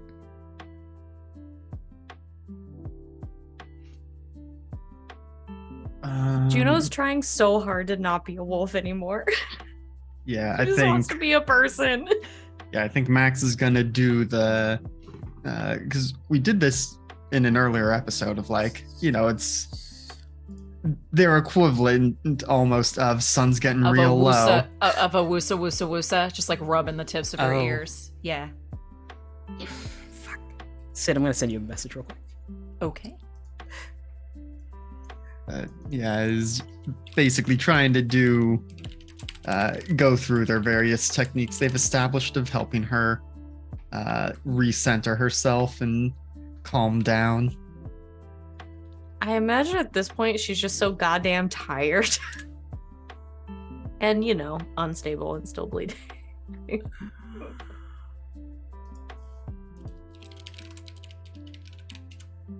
Yeah, it probably looks pretty rough.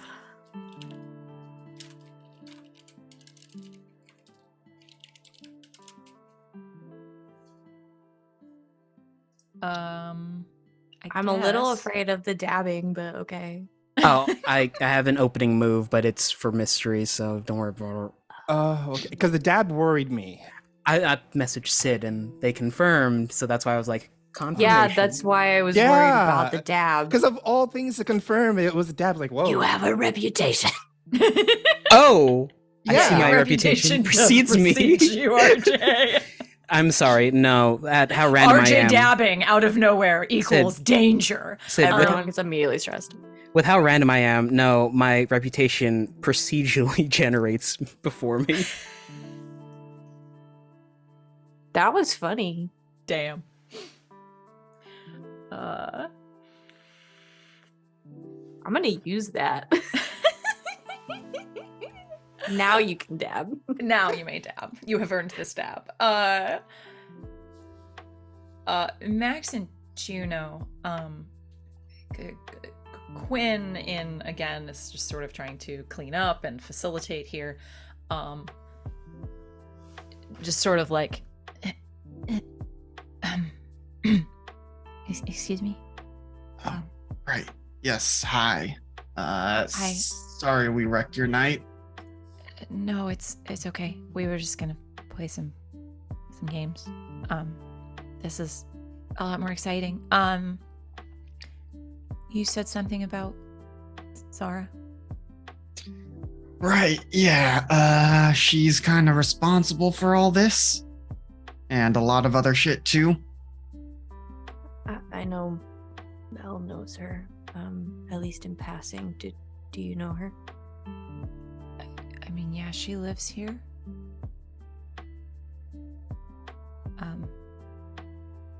You need to find her.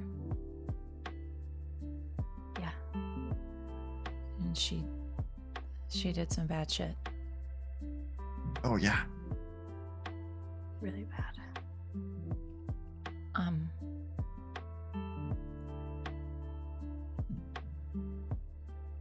I think if you had something of hers, doing like a locate spell might be easier. So, Yeah. Mel? I mean,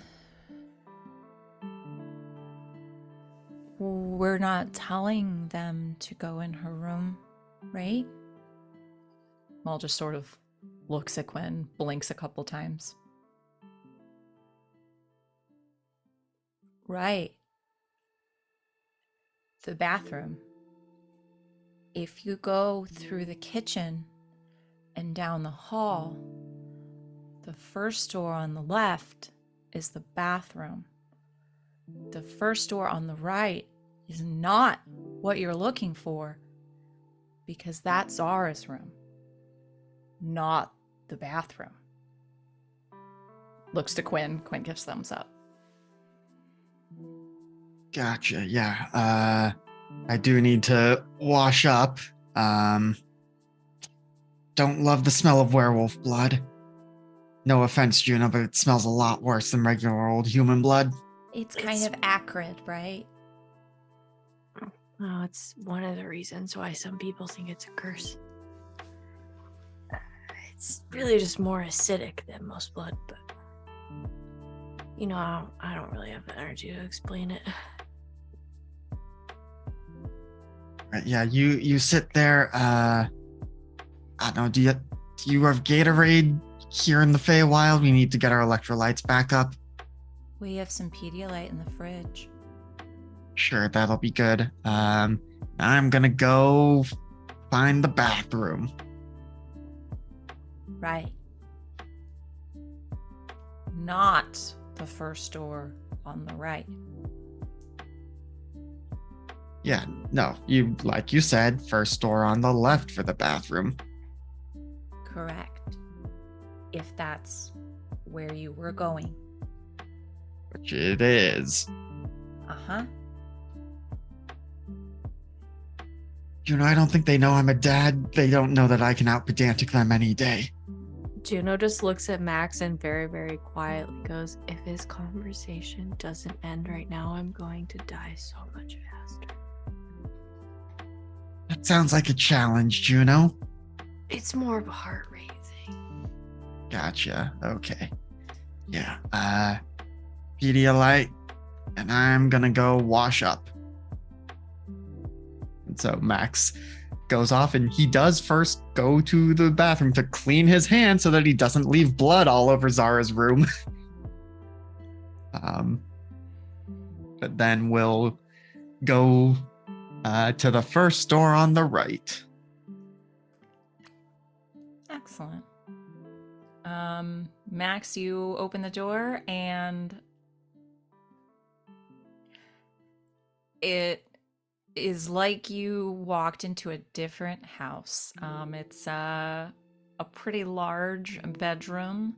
It's lavishly appointed in dark, muted colors. There's a bit of a feather motif in here. I wonder why.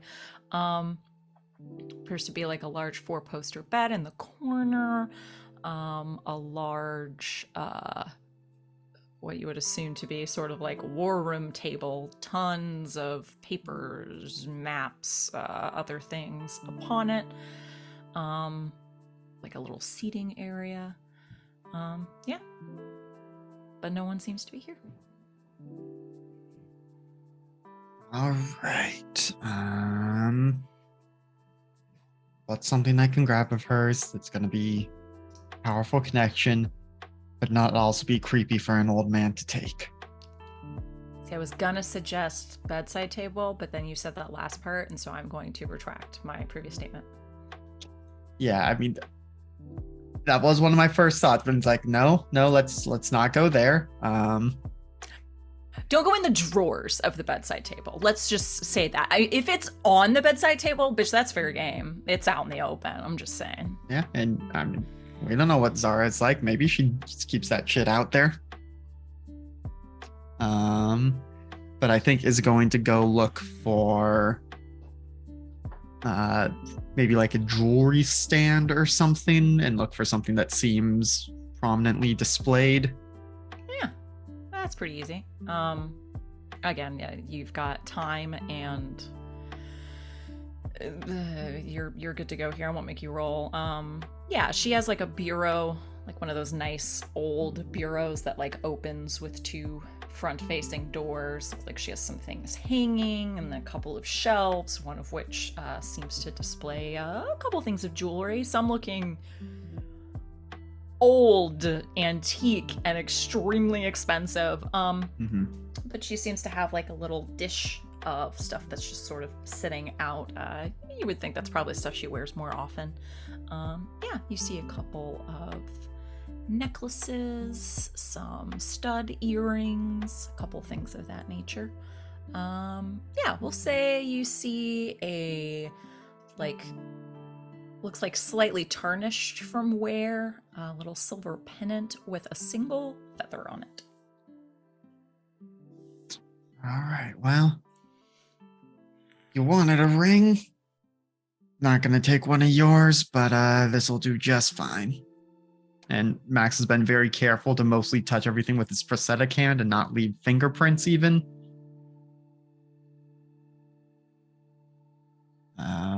But yeah, we'll grab a couple items just in case, and then we'll make his way back out to the room, the living room. Excellent. Max, you have your goal, and we will leave Juno and Max. Can I do one there. quick thing? Of course. Oh, Max is gone. Yes. Because Juno still struggling, but just quickly, I think wants to turn to Mel again and just say, like, seriously, I owe you something.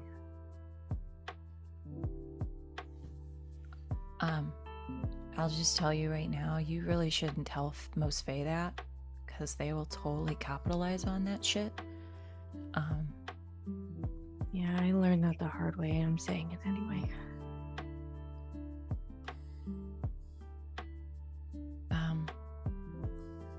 You know, maybe I'll call you one day and you can come clean up some of this blood or something. Or just hang out, you know, whatever. It's cool. Yeah, I mean, we were still gonna go to the bar, so yeah. Okay. I don't think you guys should just have to go through all of this for nothing, you know? They're quiet for a moment.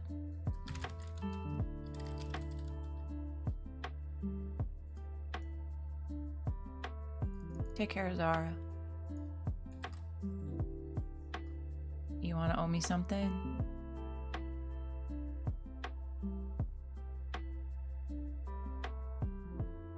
Get her taken care of. You guys really don't like her, huh?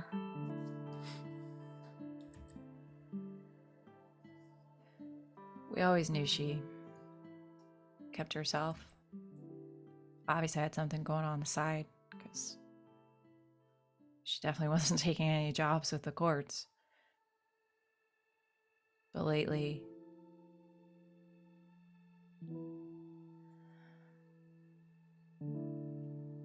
there's been something off. It's like, I don't know, it's weird, but sometimes it's like she's not even there at all.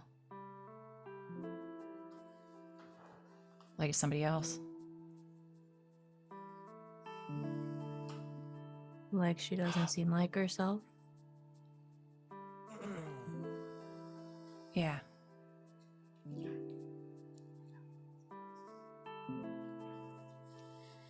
I don't know. No, that's really good to know. Okay, so you helped us, and I'll take care of Zara. And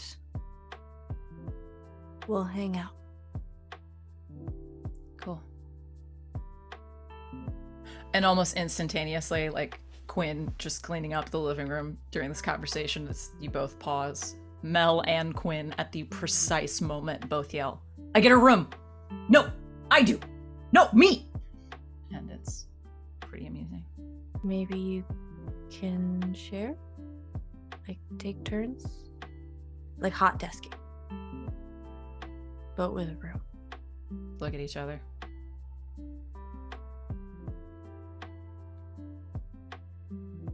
Sort of a shrugged agreement is made, it seems.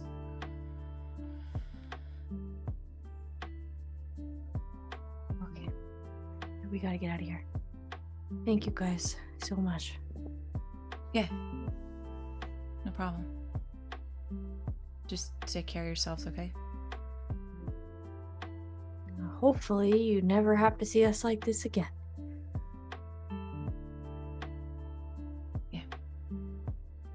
But you'll see us again. Yeah. All right, I beefed up the water pressure. That's why it took me a little bit longer. It was Thank you. yeah, not ideal in there, but you should be all set now. Thanks. Real good. We'll show you out if you want. Yeah, thanks. We have to meet some friends. Cool. Right. And they will help you out back into the main corridor, where it's been about an hour, Leah. We will say that you all make your way out to that main hallway that intersects the dormitory area and the entrance to the mound. And you all have that deliciously awkward moment of running directly into your good pal, Leah, as she exits to go outside, apparently.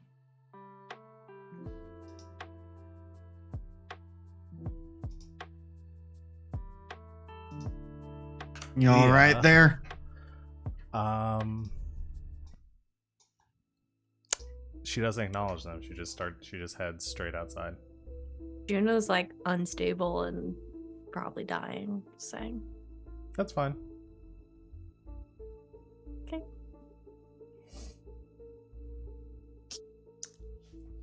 You cross like ships in the night.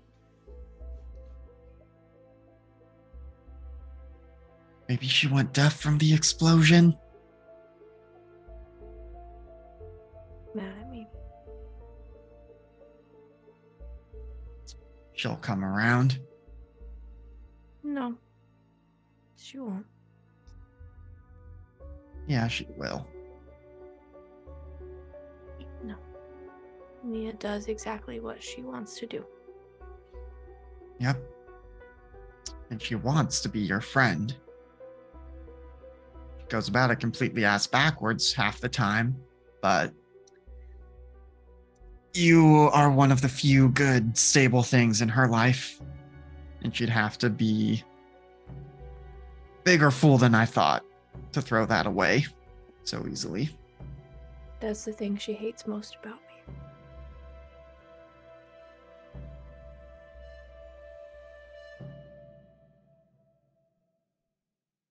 She's an Well. adult. She can make her own choices. Sometimes we hate that which we know is best for us.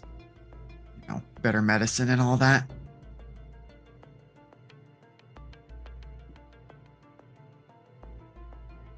Yeah. If she'd listen to you, I'd say you should give her one of your talks. Well, you weren't still bleeding so heavily.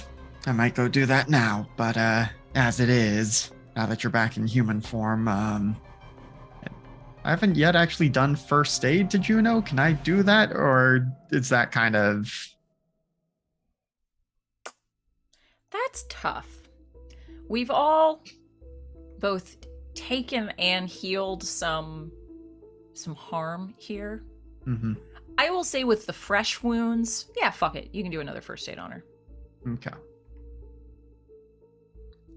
So we'll do a quick patch up in the alcove there as there are Fae going in and out to join the party. Yep, I think does some duct tape at this point, and does like It a does small smiley literally face out of it. everything. Yep. A smiley face. Can we say that because he's patching Leah up that Juno up that they see. Wow, not Leah- everything is about you, Leah.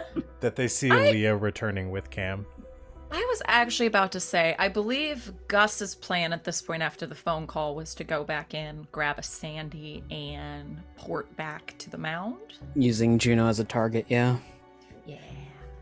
The check passes. Excellent. Gus, in that moment, you feel a very weird sensation that I don't think you have before using this ability of yours.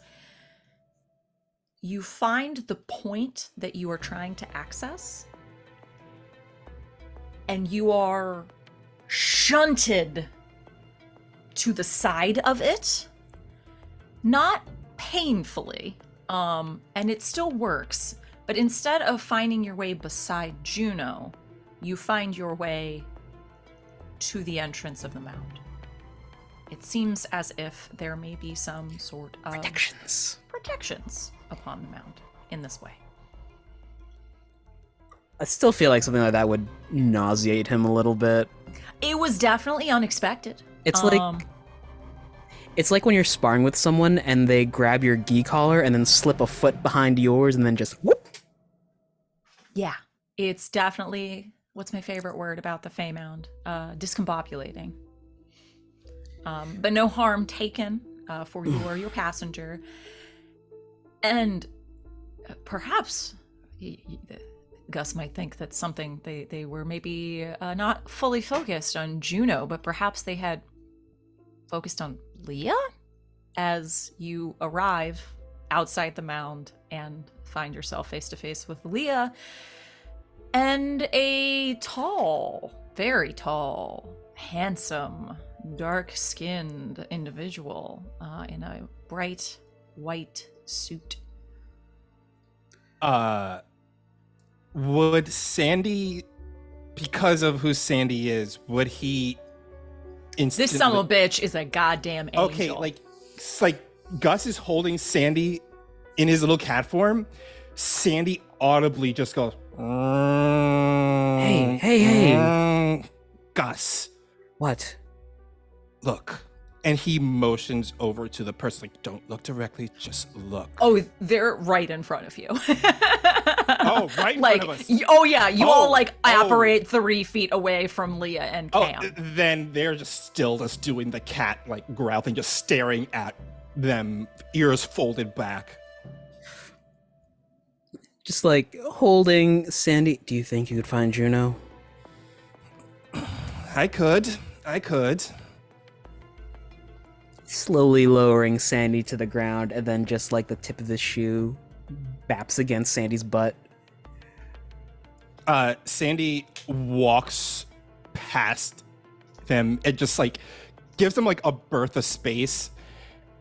And as he walks past Leah, he brushes it past against her and keeps on going, the same way a cat would against someone's ankle, and just keeps on walking inside. Hey, Leah. Cam has head quizzically cocked to the side as the demon cat has hissed and walked away inside. Are these friends of yours? Leah looks to Gus. Do I know you? God, I wish there was an insight check. There is read a We do have person. read a person. Yeah, there read a is. person. Yeah. Was that sharp? Yes.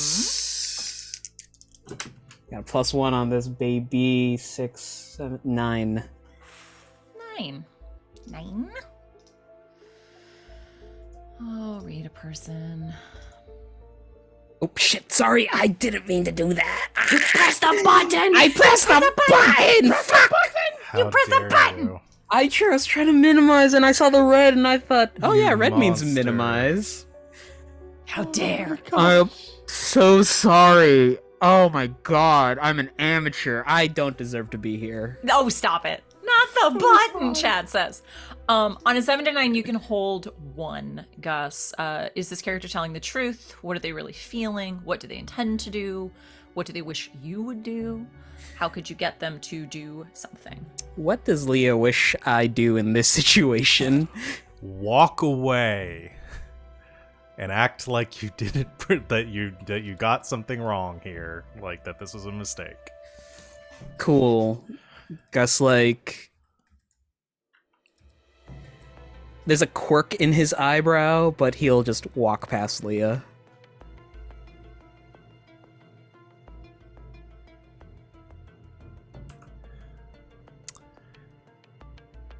Leah just looks back at Cam. I don't know who that was. Probably someone here for the Fae party. Took too many hits. No, that's Sandy.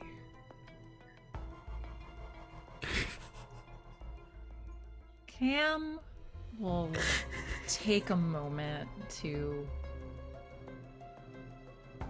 contemplate Leah.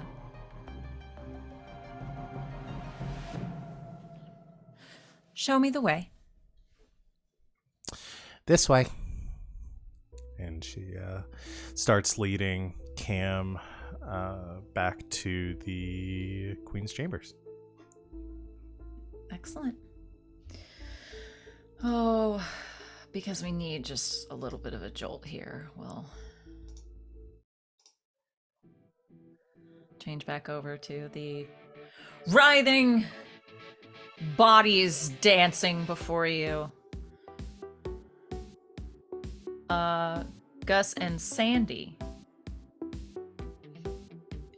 you both walk inside a few moments before Leah and run into Juno and Max. Hey! Sandy is just doing like a cat does, just nonchalantly just walking up to them and just sits down on their haunches looking up at them both.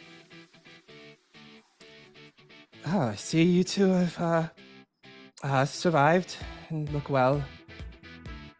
Juno, Max. Juno looks pretty rough. He will walk over to Max, do that cat thing where he just walks past him and brushes up against his ankle. But what he does to Juno, he'll walk over to her ankle and bam, headbutts right up against her ankle. And does it for a little bit before just sitting down.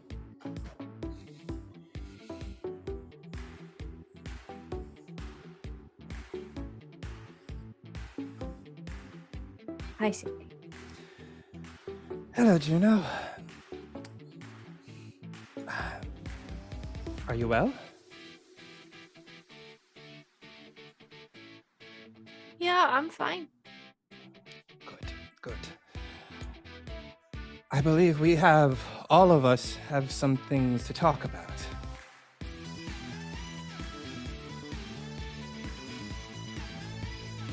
We have a way to find Zara. Good, because I am not using my method at all. It's what got me into the situation I'm in right now. Thank you very much. Something I would not like to reenact. We have some ideas. Good. And this is about the time that Leah, accompanied by Cam, walk into the entrance alcove as well. And Leah tries not to break stride or look their way, just leading straight back towards the main hall. Cam looks at the assembled group. Hi, Cam.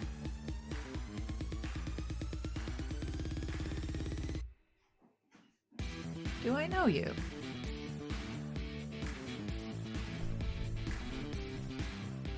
No, I guess not. Sorry.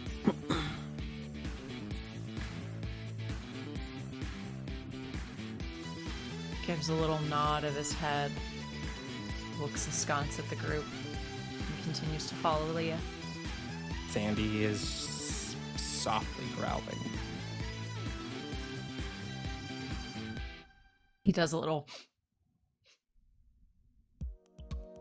looks directly at Cat Sandy. Sandy hisses at him. Sorry, he takes things pretty personally. Camp, come on, we don't have much time. You're not sure if it's a smile or a grimace on Camp's face as he daggers at Sandy, but he eventually turns his head and follows Leah. Juno's pretty bristled.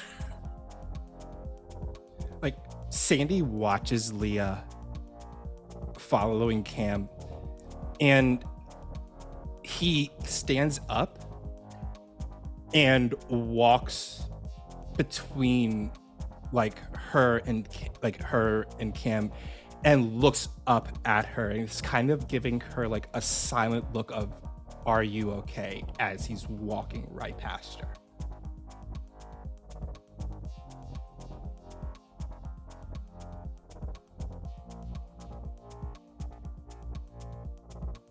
Cam's probably pretty focused on what's going on right now, right? Cam's just sort of like it's the curiosity of like walking into like some sort of like fascinating like art expo or something, like just that sort of level of curiosity of just like, this is interesting. Yeah, but he's pretty involved with everything going on. Yeah. I can't think of any signal. Leah can't say anything to Sandy right now, so I just think like glances down as somebody would do as at a cat walking up to them, and she just kind of, I mean, she doesn't have a smile. There's no just like obvious things that you can see, like is not smiling, is not her usual kind of energetic self, is just very like unfocused stare, kind of detached looking. He stops while Cam still has their back turned and does a thing where they lean up and his nose touches against her fingertip like a cat trying to sniff, like asking for a pet. Yeah, and I think probably like the contact is made, like brushes off, but Leah keeps walking with Cam, just trying to get Cam as quickly out of this room as possible and away from them. I would like to read Leah. Yeah, go ahead and read But a I person. am not going to read a person. I'm going to use my magic, which is What would you like to do? empath. I will open up my brain to feel the emotions of something right here in front of you, and I roll weird. Okay. And Go ahead, that roll weird. moment when he booped his nose against her finger was that moment. Okay. Plus weird. Okay, that is an 8. Okay. What happens on 7 to 9 for the move? So for a 7 to 9, I get a hazy impression of their current emotional state and intentions. What would Sandy sense from Leah in this moment? Worry,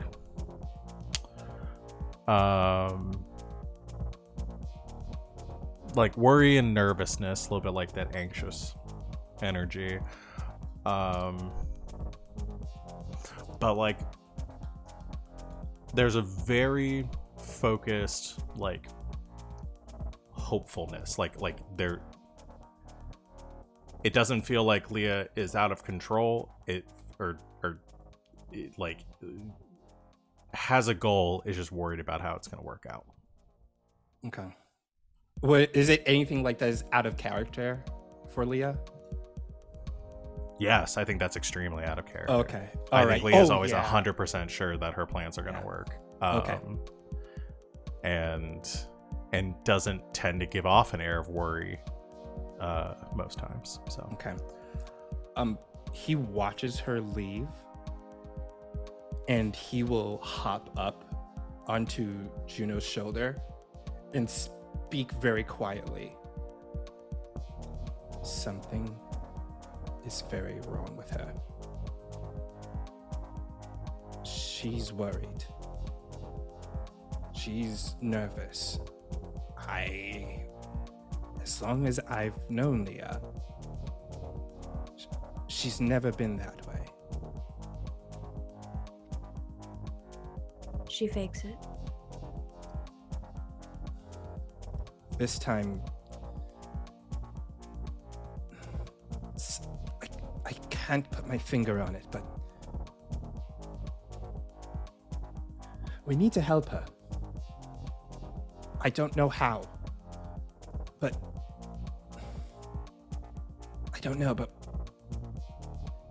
she needs our help.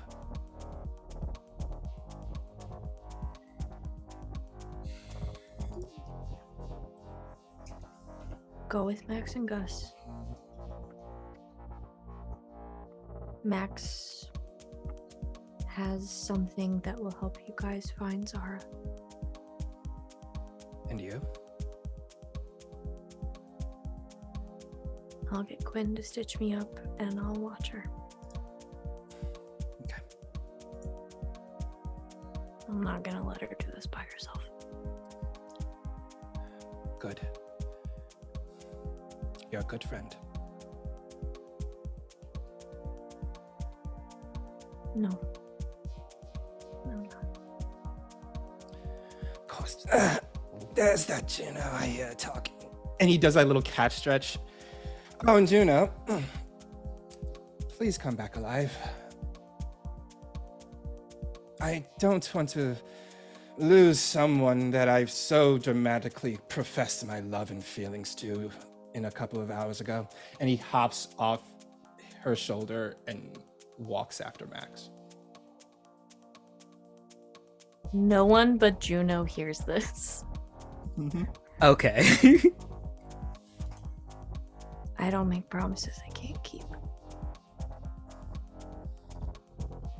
He'll pause a bit, look back at her. And what he does is he does the cat slow blink and then keeps on going.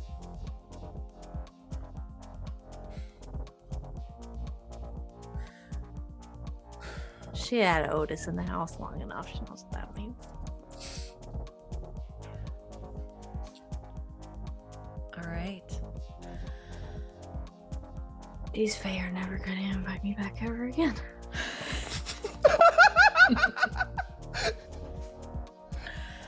Okay. Max, Gus, and Sandy are going to, I assume, start heading out to make some moves on trying to track down Raven.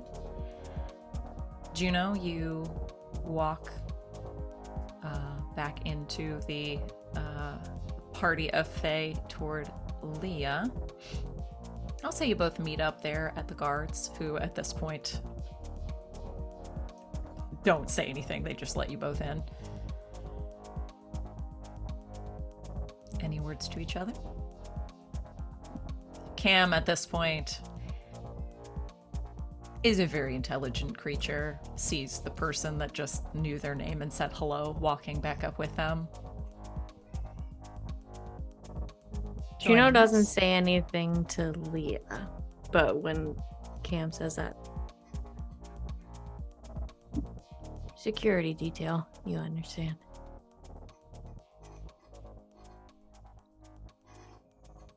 Just don't get in the way. I can promise you that if you can do something about this. Points to just the big ass wound that is still sort of seeping. Can't have you bleeding on everything. They just wave their hand.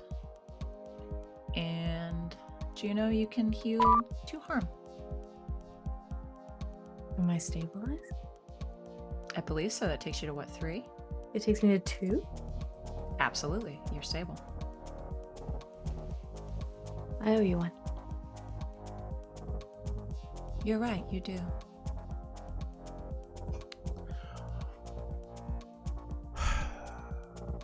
Leah's going to. Do I have time to do something real quick? Of course. I don't know if we're wrapping up. Telepathy says that I can manipulate someone without speaking. I assume this means that I can communicate with people without speaking. Yeah, this I'd might say count so. as a manipulation towards Juno, but either way.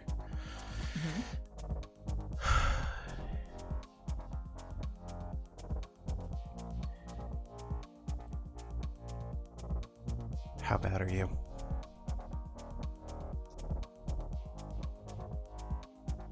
Can I answer? I can hear your thoughts.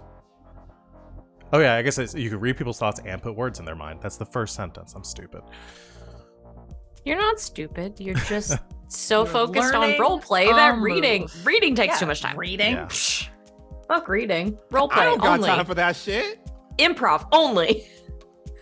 Yes, and So can I answer? Yes, I can hear your thoughts. So if you think it, I'll hear it. I'll live, thanks to Cam. Why are you following? Why did you do this? Something's off. And you're my friend. I'm trying to keep you out of this.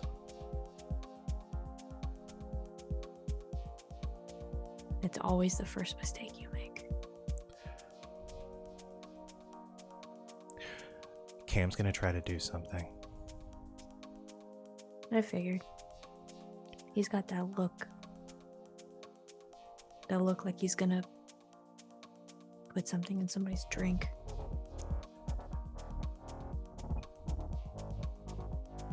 If he makes a move on the queen, I'm gonna try to stop him. Do you have my back? Always. Just don't die. I don't make promises I can't keep.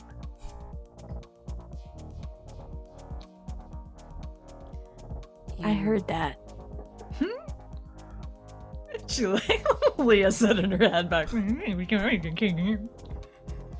Get some better comebacks. I've already died once today. I'm not gonna do it again.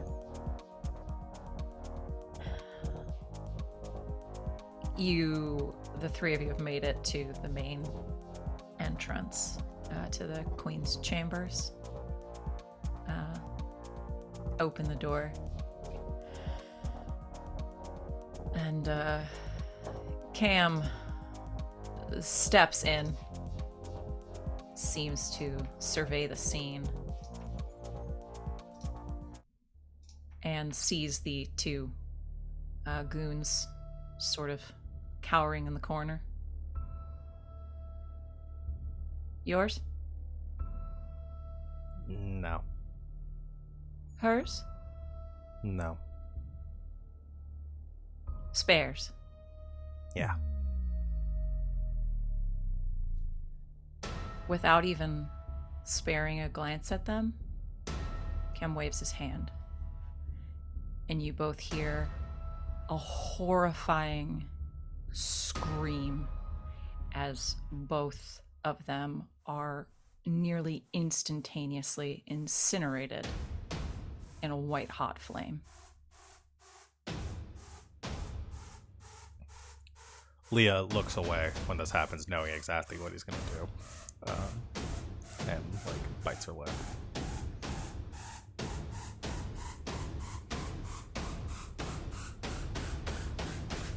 He walks around the pool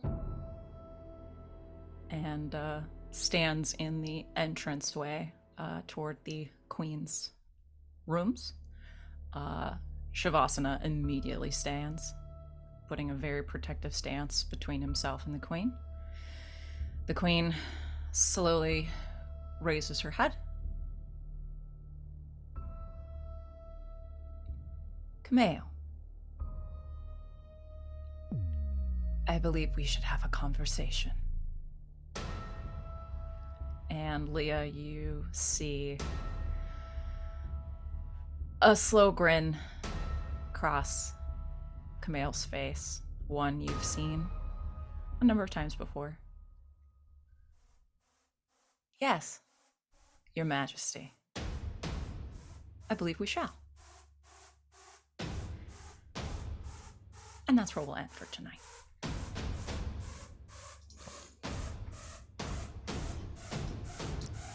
Oh boy. Mm. Look, I tried. My roll was like 1 point off, so I mean, That's all good. it's all That's all good. good.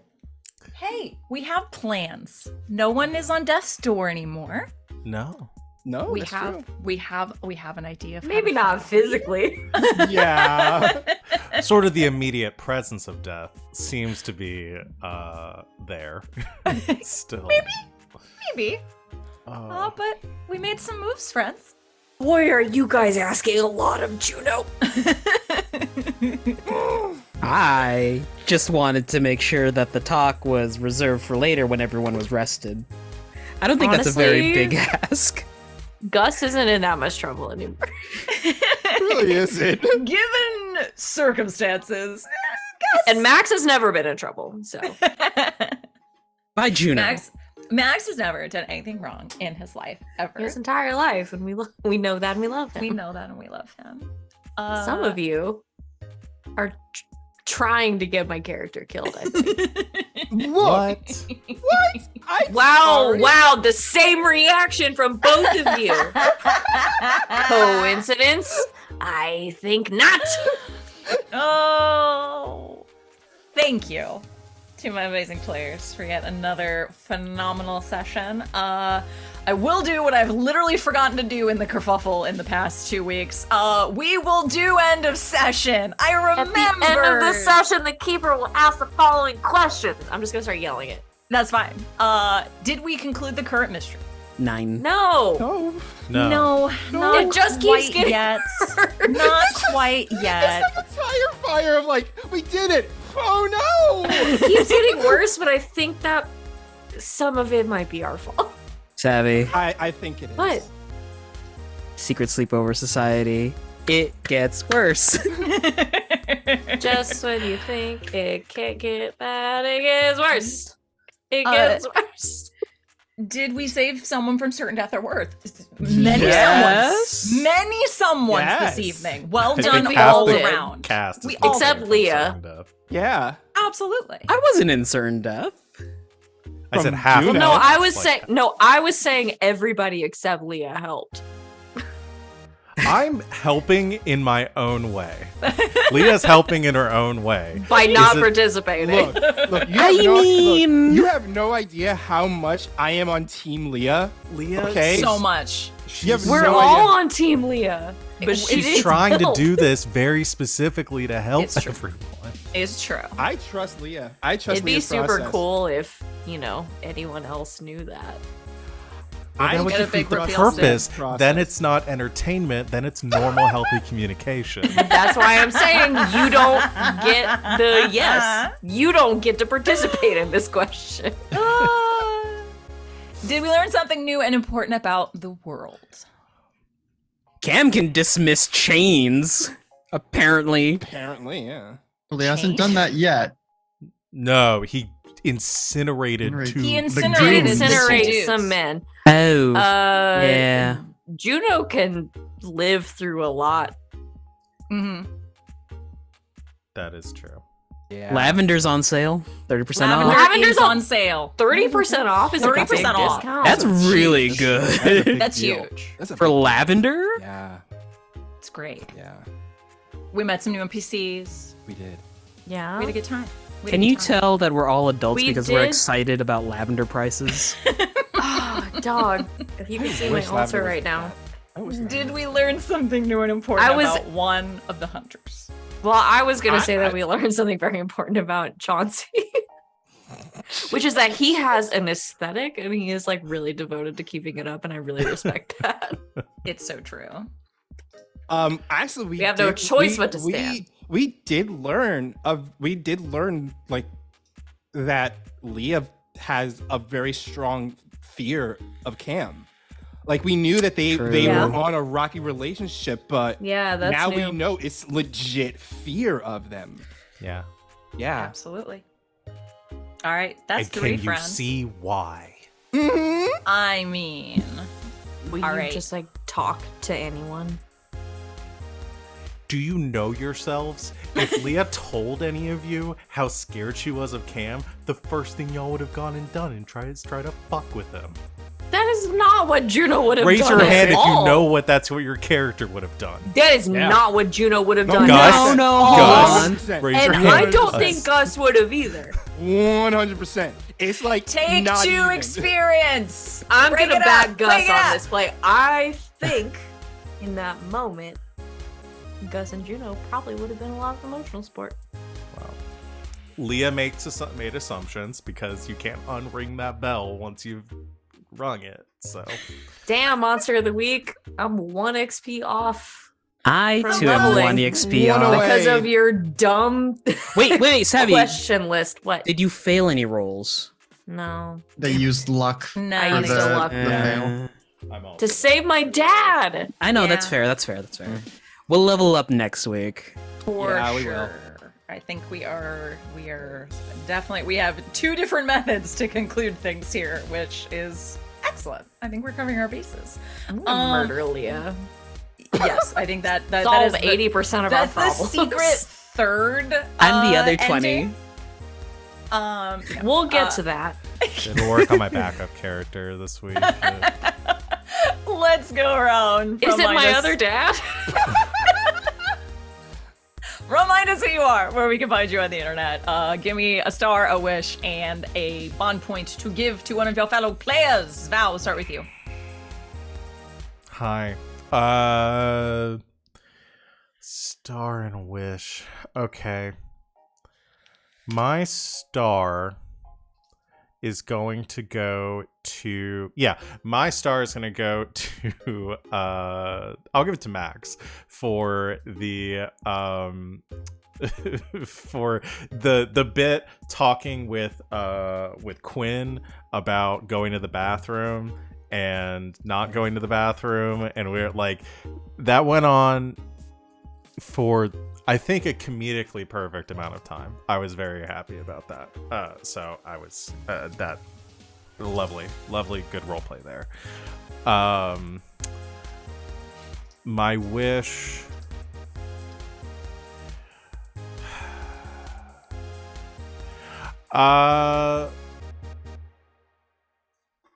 Boy, oh boy. I mean, without it being said, my wish is to have the come together, come to Jesus bottleneck Right now? episode. Bottle episode. Over yeah. me? Yeah. So my that goes without being said, but I do want I really do want Leah. I think my wish is for Leah to really get her revenge against Cam, or to like get her I shouldn't say revenge. No, revenge works. Justice.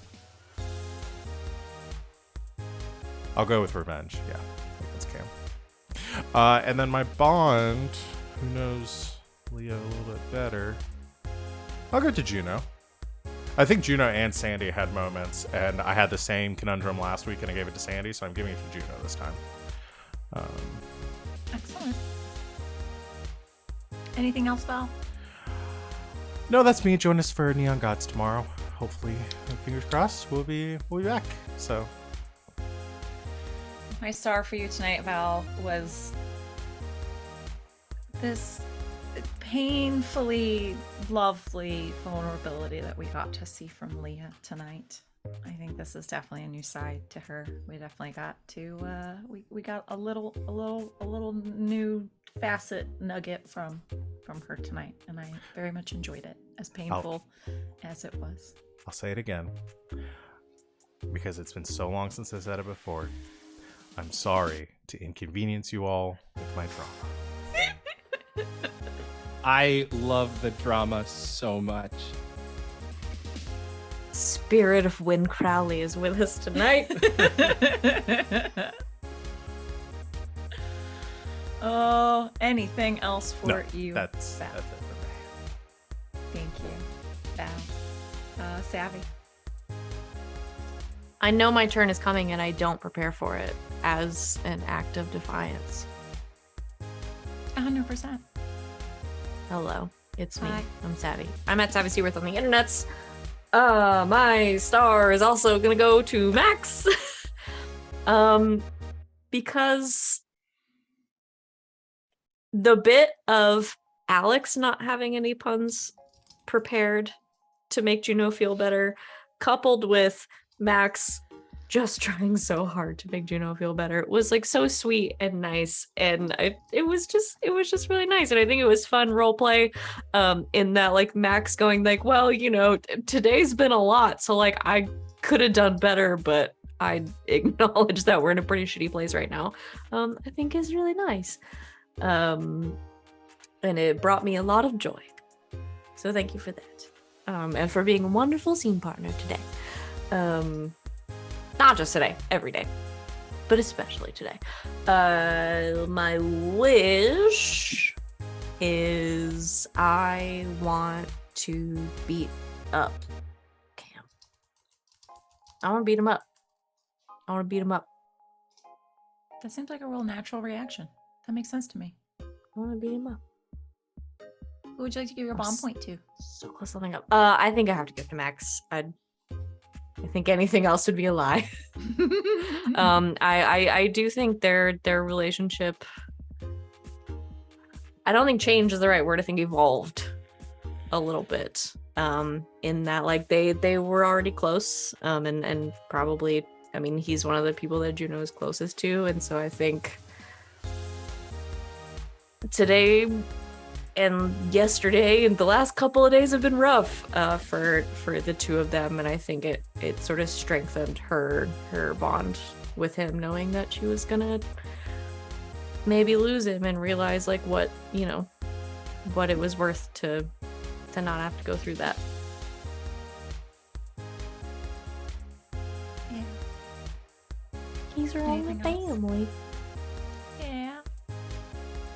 Anything else for you, Sarah? Anything else? I had a great time. Yay! I had a great time today. That's my anything else. That's always my favorite. My 9 Starford. 9 XP. So fucking close. My star for you 9 tonight, XP. Savvy, was I don't make promises I can't keep. That was excellent. Even if Leah, I enjoyed it. So thank She you. heard it. I should be fair. That was Val most. Not Leah. Oh, okay. That was me going like, "Oh my god, that was so sweet."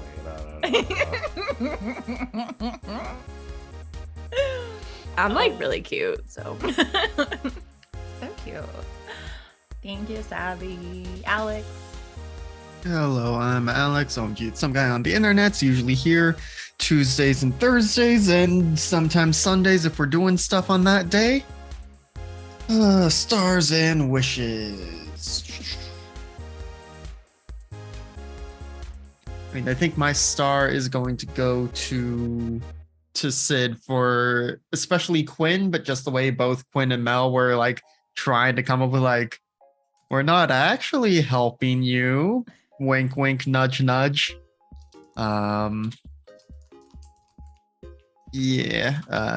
Being Trixie Fae, but for once in a million, well, not from Sid, but just in general, for once, the Trixie Fae are actually helping the PCs. That so rarely happens in Exactly. Hey, in some RPGs. Some Trixie Fae can be good guys, you know. Yeah. Let's see. And then my wish is one Cam gets his comeuppance that we all get our say. Assuming, because, just assuming that he is involved in what the jungle massacre. And so we all get to be like, and this is for Sam, and this is for Sam, and this is for Sam. It's the JoJo gif of that guy on the ground and the three gangsters are kicking him over and over again. And just in the background, Sandy, and this is for me. Sandy's drinking the wine Sandy's and then drinking the wine, watching Juno, and Gus drinks the wine, gets up, and then starts joining in. Yes, for Sam, and also this one's for me. This one's for me. Yeah. Oh. And Who's then Bond going to? Bond is gonna go to Juno. I will say, if I had initially I had envisioned, because I think you had made the comment last time of getting to have like a hospital bed conversation with Max. So I had this whole thing planned on like what Max could have said to Juno, but you know, Oh no, I ruined it. maybe there will be another death's door situation that can come in, Bite and your I'll tongue. remember it for next time. But even so, I think this was certainly the, I don't want to say weakest, but vulnerable also doesn't feel like quite the right word for Max. But this was like the most damaged and probably least in control that she's seen him be. And so Yeah. getting a new understanding of him as a person that way. He's Anything got else? layers. He does have layers, like an onion. Just pull them back. I also can't add And because any he dresses other- sensibly in this New He's York got, like he's got climate. layers. There's some flannel in there. I Mhm. also can't add any more people to my bonds on the sheet. Yeah, You we only saw have three the slots. Yeah, issue I've of only three got slots. three I'm slots. sorry. I'm sorry. I'm sorry. And I need 4 because I'm doing amazing.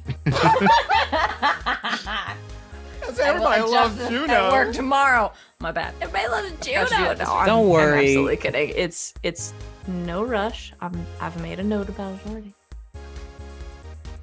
Anything else for Alex? Nope, that's it. My max was also the water pressure bit. It was just the biggest dad thing I could possibly imagine, and it made my heart very happy. Do you have a dad joke for us this evening, Alex? Right, yes. Let's see. What is one that would be good for tonight? Ooh, okay. This one could be good. I'm reading a horror book in Braille. Something bad is going to happen. I can feel it. So good. Something bad's a coming. Top So notch. good. Thank you, Alex. Thank you, Dad. RJ.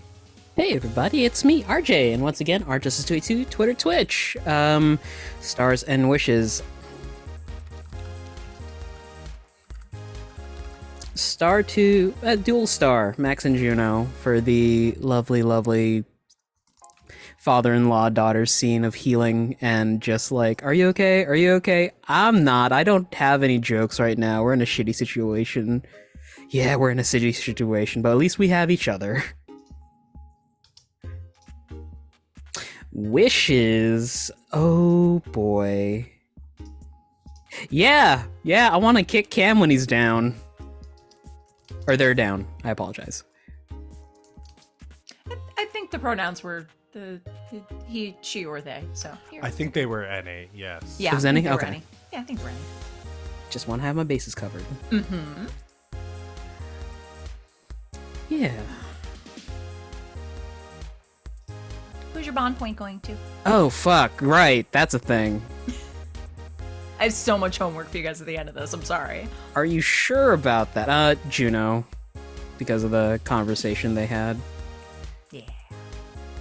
We'll make sure Savvy gets to note that down when they were. I believe he left with his headphones on, so you might hear it. And my star for you this evening was crushing those cigarettes, because cigarettes are bad for you. Gus needs to find a new vice. It's probably gonna be lollipops. I like that. You know, Constantine did gum. I think it God. was nicotine gum. Looks though, like Gus but got it's- 4 kids. Gus with a gun, but it's just a finger gun in someone's direction. The cell phone. can't believe Kaiba murdered a man with a card. Anything else for you, RJ? That's it. Oh, fuck. It'll come back to me later. Okay. I had it and I lost it. Wally. What's up? It's me, Wally. You can find me on Twitter at WALE132, the little Disney robot. My stars and wishes. My star, oh boy. It has to go to Max tonight because that comedic timing was right up my alley. That comedy was so good and so perfect. It's like I was hearing if Max had a voice actor for this, it was Patrick Warburton for that scene. Like I just want Max to be voiced by Patrick Warburton now. That's all I need in my life. All right, I came back after fixing the water pressure. It's like, yeah, I'm going to the bathroom to fix the water pressure that's broken. Right. But wouldn't be out of character Yzma's in your chair. for Max not to fix the water pressure at the same time. Exactly. Oh, my wish though. I have two wishes. One, Okay. I really just want, this is selfish of me, I just really want Juno and Sandy to finally smooch because they've had so many moments where like think they could have today, but no, he's in his little cat form healing up. So he did the forehead boop. So that's my one wish for that. I just really want them to smooch. But my big wishes though, I don't want them to beat down Cam. I just really want them to have their moment where it's like they all just show to Leah that like, look, we are here for you. No matter what you do, no matter what kind of shit person you are, we are always going to be here. And I want that moment where Leah finally realizes that and has that moment of like, I'm not running away anymore. I'm waiting for that moment of like, I don't know. Like I see it in my head of like that, you know, Naruto sitting on the swing sideways and everything is dark around him kind of moment. You know, maybe Leah's like sitting in a folding chair in a dark room. I don't know, but I just want Leah to have her moment like that. Who's your bond going to? Oh, going to Gus. Totally going to Gus. Because one, it's surprising that we don't have Bond. Like we didn't just start with Bond prepackaged, but also, no, just giving Bond because like, it's really interesting, but out of everyone, Sandy tells Gus everything first. Like out of everyone in the group, he's the first thing he tells people to. Like it shows that their love, like it was a real moment of showing like, look, our friendship is both very professional and very, you know, social friendship we have. And that moment like showed it where like, yeah, I checked in on you, but I need to know what you know. And it was a very nice balance of their business life and their social life. And you saw that in action there.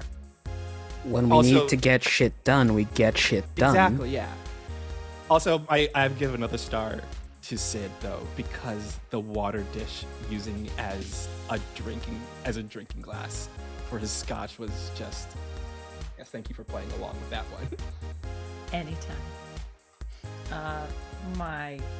My star for Sandy tonight was definitely all the kitty shenanigans and nose booping and the ankle swiping and just all of the lovey things. Oh, and the big stretch. I don't know if captions caught it because I was muted, but I was like, big stretch, because you can't see or hear about a cat doing a stretch and not say big stretch and not be a sociopath. I'm sorry. Physically impossible. It's just that's facts. That's science. Yeah. Anything else for you, Wally? That is all I got. I have been your Fae-cilitator this evening. We've gone ridiculously over time. I apologize, but it was good stuff. I love all of you dearly, and this was a wonderful episode. And I promise we will get to a very heated discussion and some big magics next time. Thank you, chat, for joining us tonight. We appreciate and love you. Thank you for hanging. We will be streaming again tomorrow at 9 o'clock Eastern. Check us out for Neon Gods. We will be playing this game in 1 week's time. And until then, a good game and good night, Internet.